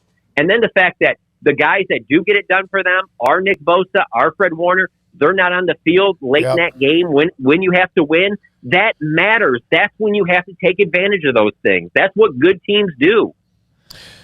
John, you put out a tweet, I guess it was yesterday, the Cowboys' unrestricted free agents. I won't go over the whole list, but Dorrance Armstrong and Noah Brown and Michael Gallup and Randy Gregory. Well, let's not do that. Mention them quickly. And, John, why don't you say yes or no, they're back? You want to do that? I guess so, if John is up for that. Go ahead. John, Dorrance Armstrong. Yeah, absolutely. Yeah. I don't know if the money will be right, but yes, absolutely. Brian Anger. Yes, no question. Noah Brown.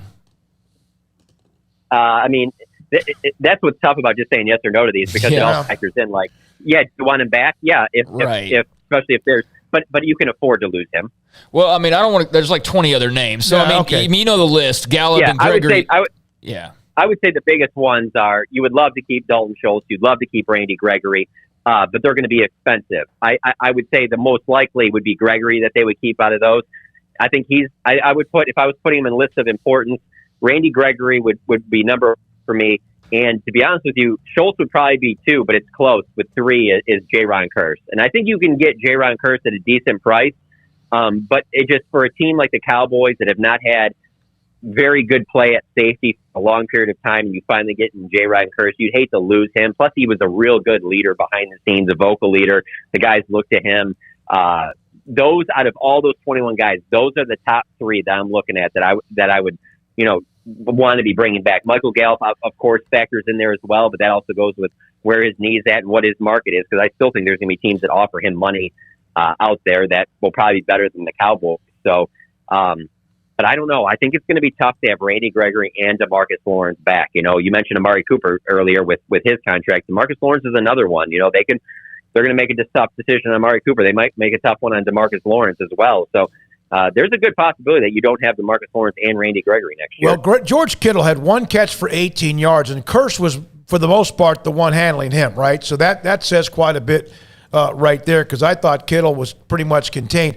If you have that money and you spend it on Gregory, 1, do you feel like because of how they've been with him and how patient they've been with him, is there any chance he gives them any kind of a discount? And if you do put big money in his hands, my question was, can you then afford to also have that kind of money for DeMarcus Lawrence? Yeah, I don't know if you do. And I do think you can get Randy back on, it could be, an incentive-based deal on, it can be number of games, it can be sacks, it can be whatever. There's different things that the way the contract is structured. I'm not saying that he's going to just re-sign for cheap with them, but I do think he'll give them a little bit of benefit of the doubt if it's close because of the fact of all those things you mentioned. And certainly the structure appears to be in place. I mean, this is the best season he's had. Mm-hmm. This is where he wants to be. So all of that goes into place. It makes a ton of sense. But just like, our situations in our profession, you can be comfortable in your job, and then all of a sudden somebody else comes in there and they're going to offer you double of what you're making right now.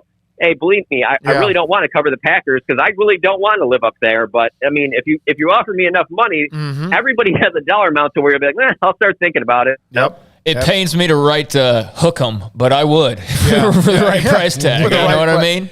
Hey, John, if you wouldn't mind, I know we're up against the time as well. Dalton Schultz, who I thought was incredible, and I know that maybe he doesn't stretch the field, but I always thought he was incredible this year for them.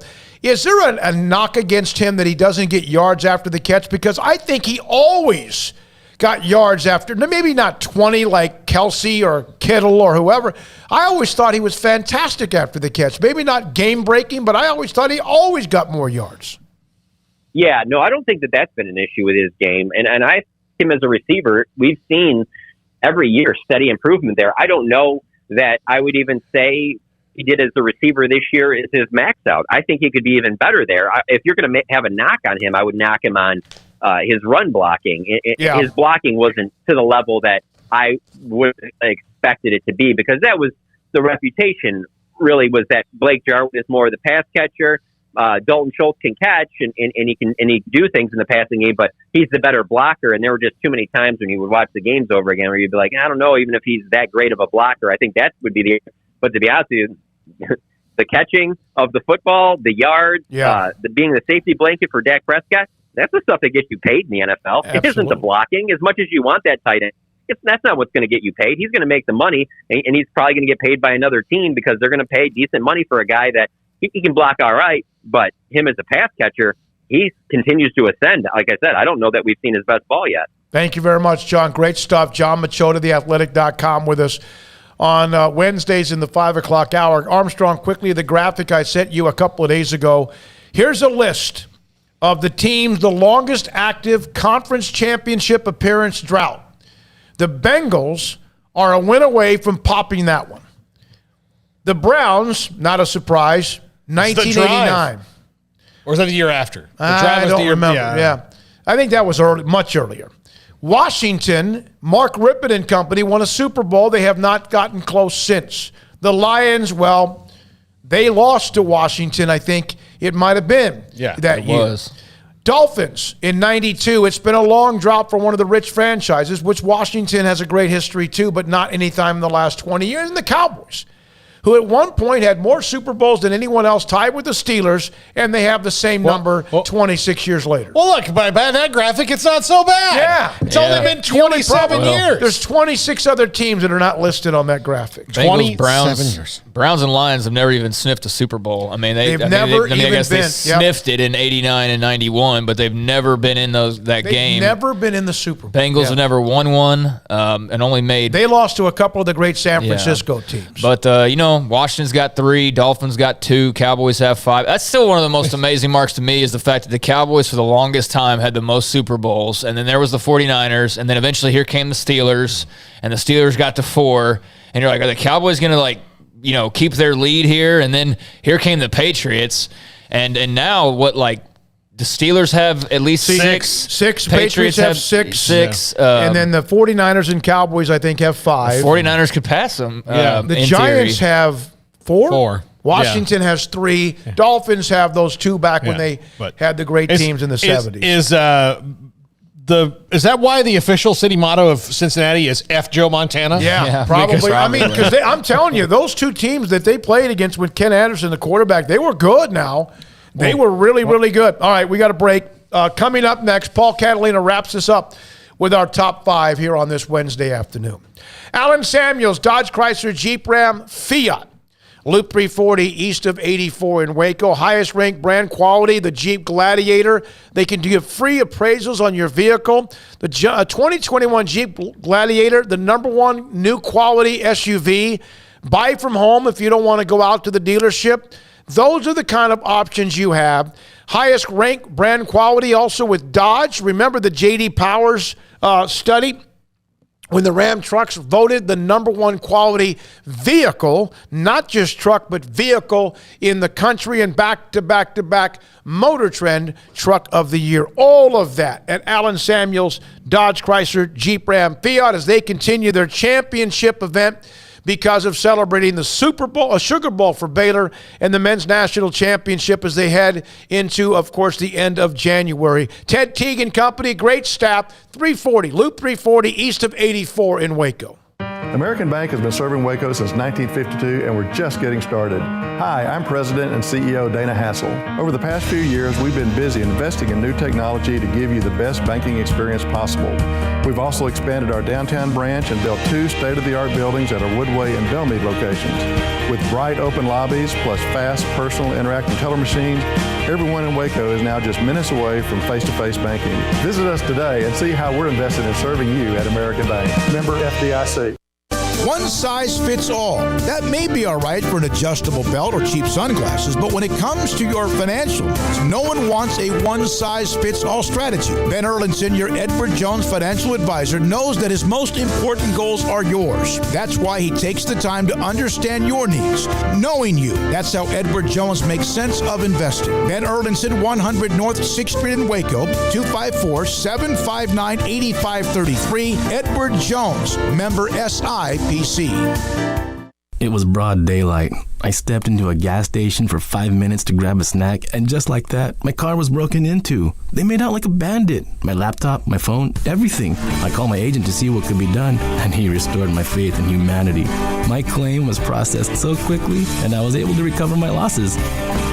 Stop by and see our agents at one of our 3 McLennan County locations. Coverage and discounts are subject to qualifications and policy terms and may vary by situation. Brad Boozer, Boozer's Jeweler, joins us on Sikkim 365 Radio. Brad, what makes you different than anyone else, in your opinion, as far as what Boozer's does? The fact that I own the jewelry store, anything I need to do, will do, or can do, I can do it. The buck stops with me, whereas a lot of places you have to go up the corporate command and corporate channel. Well, if you come in and want to make a deal, we sit there and we make the deal. And you can find whatever someone's looking for, correct? Anything is obtainable. I don't care what brand it is, what size it is, how much it costs, large or small. Anything is obtainable, and we can definitely get that in for you to see, look at, or buy. Do you have the opportunity if people have to pay things off as far as a layaway program? What about what you have with financing? Absolutely. We have 12-month no interest financing. We have layaway. If you want to pay with Bitcoin, I can take Bitcoin now. So if there's any way you want to pay for it, we can find a way out to make it work. You want to know why they're successful? Brad Boozer, the owner of Boozer's Jewelers on the corner of Valley Mills and Lake Air in Waco. Baylor Scott and White Southwest Sports Medicine and Orthopedics, the team physicians for Baylor Athletics, diagnosing and treating all sports-related injuries, including concussions. These specialists also provide orthopedic services for athletes and non-athletes alike, whether it's knee or shoulder pain, hand or wrist injury, orthopedic spine care, and even an arthritis and total joint clinic. Trust the doctors Baylor Athletics trusts. Baylor Scott and White Southwest Sports Medicine and Orthopedics wants to get you back in the game. You know what would make this moment better? Pizza. Dough made from scratch and an Italian family sauce recipe pizza. 3 fresh signature cheeses making a melty blanket of perfection pizza. Like loads of premium toppings like crispy Old World pepperoni, savory Italian sausage, and fresh sliced veggies pizza. That's Marco's Pizza. Visit marcos.com and make any moment better. And with 4 locations in Waco, Belmead, China Spring, Woodway, and soon to open in Robinson. Marco's. Pizza lovers get it.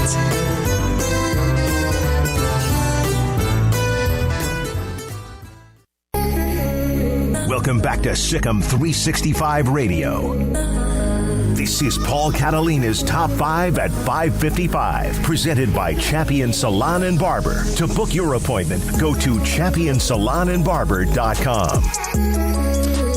All right, yesterday we did top 5 teams that are crushing it in the portal. Today we do top 5 teams that need to get in the portal.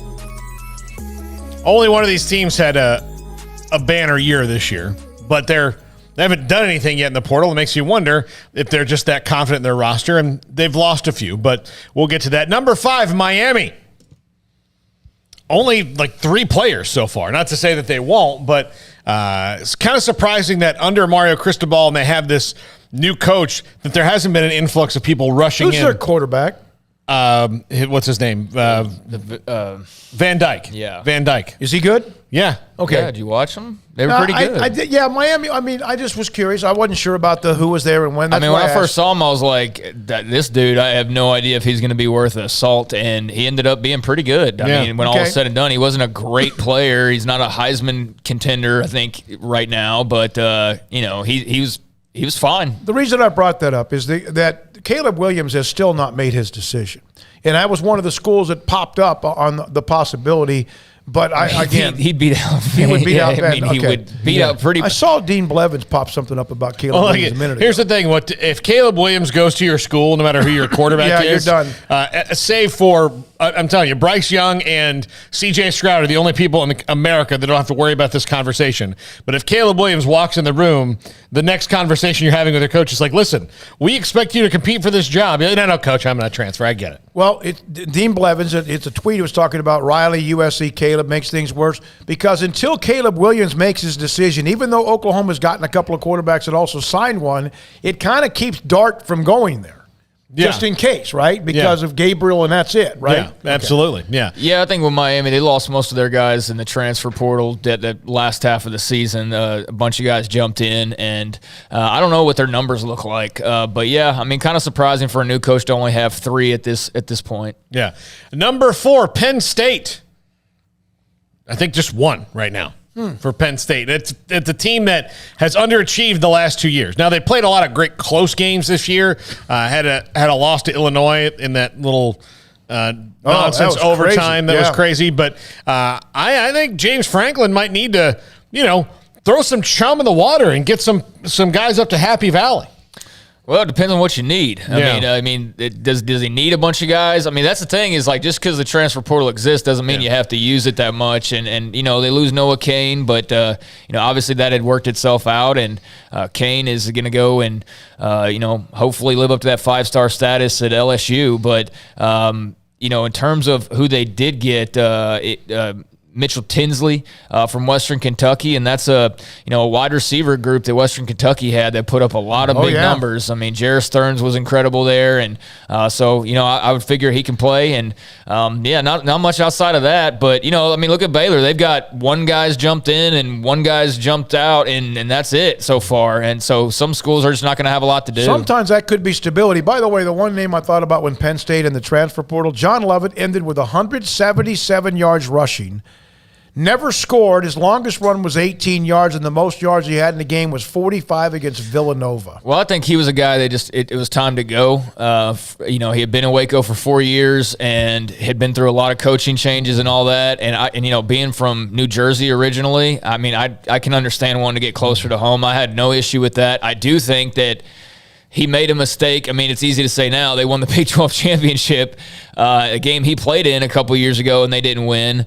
And I do think the biggest thing is he would have probably wrecked it in this offense with his straight line running. Absolutely. Yeah. He would have killed it, and him and Abram Smith together would have been freaking ridiculous. But Abram Smith whatever. may still be a linebacker because they had would have had the guy they had. So again, it worked out for Abram Smith. It didn't necessarily work out for John Lovett. Yeah. Number 3, and this is more of a question. And this might be kind of that stability thing. They're really good, but Oklahoma State's not done anything yet. And that kind of surprises me for a team that's good. They've lost some guys, but for a team that's really good, they haven't. And maybe it's just they are happy with their roster, and they should be. They got a good team. Again, it could be a sign of stability. But I did think that there might be some guys, some better guys, or some upgrades that might want to come in because they did so well last year. That's kind of why I'm surprised at Oklahoma State is that there's not guys maybe wanting to come in as much. Yeah, I mean, they're an attractive program right now. They've lost a handful of guys. I think that maybe it is a situation where you look at their receivers are young. Spencer Sanders, obviously, you don't need a quarterback right now. I mean, I would think that I'm kind of surprised they haven't taken like an O-lineman or 2 at this point. And they still can. Like, that's the thing is I was talking with Grayson the other day, and it's like, look, all this portal stuff, it's just starting. It's not, I mean, it's going to just rev back up as soon as spring football ends, and that's when you'll see just as big of names decide, okay, nope, it's not going to work out here. So, yeah, maybe that's when they wait to do more of their additions. Yeah. Number 2, Clemson. Now, look, this is a team that wound up finishing 10-3 this year and was better. But Hunter Johnson's their notable signee, and he's just coming in to be the third-string quarterback. I do think that Dabo Swinney is getting a little too narrow in his worldview. How so? All the assistants he hires are Clemson people. All the people he brings back are Clemson people. And he's kind of in this little thing. He doesn't wholeheartedly support the transfer portal. And he has whined, about NIL. But he's done that. You say that early on, and then you realize others around you are doing it, and you'll change your mind. But I do think, look, they only really need to use the transfer portal for one position, and that's offensive line, because their offensive line was abjectly terrible last year. It was really awful and kept them from having any kind of offense. Their defense under Brent Venables, who's gone now, was fan-freaking-tastic all year long. All year long, their defense was fantastic. Their offensive line was so bad and did not match up with their skill players in any way, shape, or form. That's why I thought they would be maybe more active in there, trying to be like, hey, look, we are you, Big Papa, away from being back in this thing. Okay.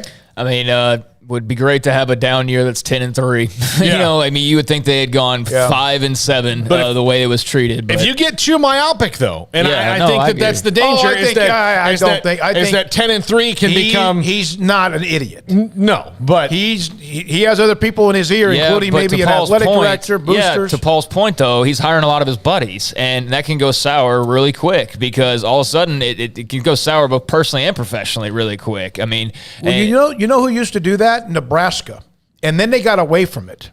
Yeah, but he lost Tony Elliott and he lost Brent Venables. And Brent Venables was the outside hire that made that team national championship worthy and replaced them with inside hires. I'm not saying it's a bad idea. I've just seen it happen before where you get too in love with your own spot and forget that the thing that made you better was being accepting of other ideas. Okay. I think it's fair to think that maybe there is a downgrade after Tony Scott and Brent Venables leave. I mean, ultimately, that's simply is going to probably be a downgrade unless these two hires are just, fan-freaking-tastic and he's had this ace up his sleeve the entire time. Yeah. But, there are definitely questions about that staff now moving forward. And number one, even though they've gotten Quinn Ewers and a couple other guys, Jahleel Billingsley, the tight end, I think Texas, just in the volume of things, needs to get some more bodies on the roster, and I'm sure that they will. I'm surprised theirs has moved a little slower after Quinn Ewers. But they were going to have this 30% turnover, and then ended up not having many. They've had some, but there are a lot of the They've got several guys. They've got a lot of guys in there. So. But they just got the tight end from Alabama, and they haven't yet told anybody yet how much cash is there. So once they start doing that, they'll be fine. Their big strike was Quinn Ewers. No, that's huge. That's their transfer portal right there was Quinn Ewers. And that broke the budget. And Jahleel Billingsley, and you know what? Everybody else has got budgets too. I mean, that's the thing. We can joke on Texas, and I know it's fun to do and everything. I mean, the whole O-line thing is just a total sham, but everybody's doing it to some extent. So they're not alone in that. It's just theirs is very upfront. But yeah, I mean, they've definitely lost more than they've gained so far in the transfer portal. But I mean, if Quinn Ewers turns out to be even a shade of what they have hyped him up to, or not they, just in general, what people have hyped him up to be, then that's all they really need. But Billingsley coming in, it's great. He's a solid tight end. The thing is I just don't know that the offense is where a lot of the fans' focus is. I think the fans' focus is on that defense, and that's where you haven't seen anybody, transferring in just yet. And what probably people are waiting to see is some of the defensive additions that may come. But yeah, I'm a little shocked they haven't had a handful. They did get the kid from Ohio State. On the Ryan Watts on the defensive side, so they have addressed that with him, but I thought there would be more at this point. But again, that might be a post-spring thing. All right, we got to go. Thanks to Armstrong Sims, Craig Smoak, Paul Catalina. I'm David Smoak, our incredible sponsors. Thank you for watching and viewing a Sikkim 365 Radio, 365 Sports. I'm David Smoak. Good night.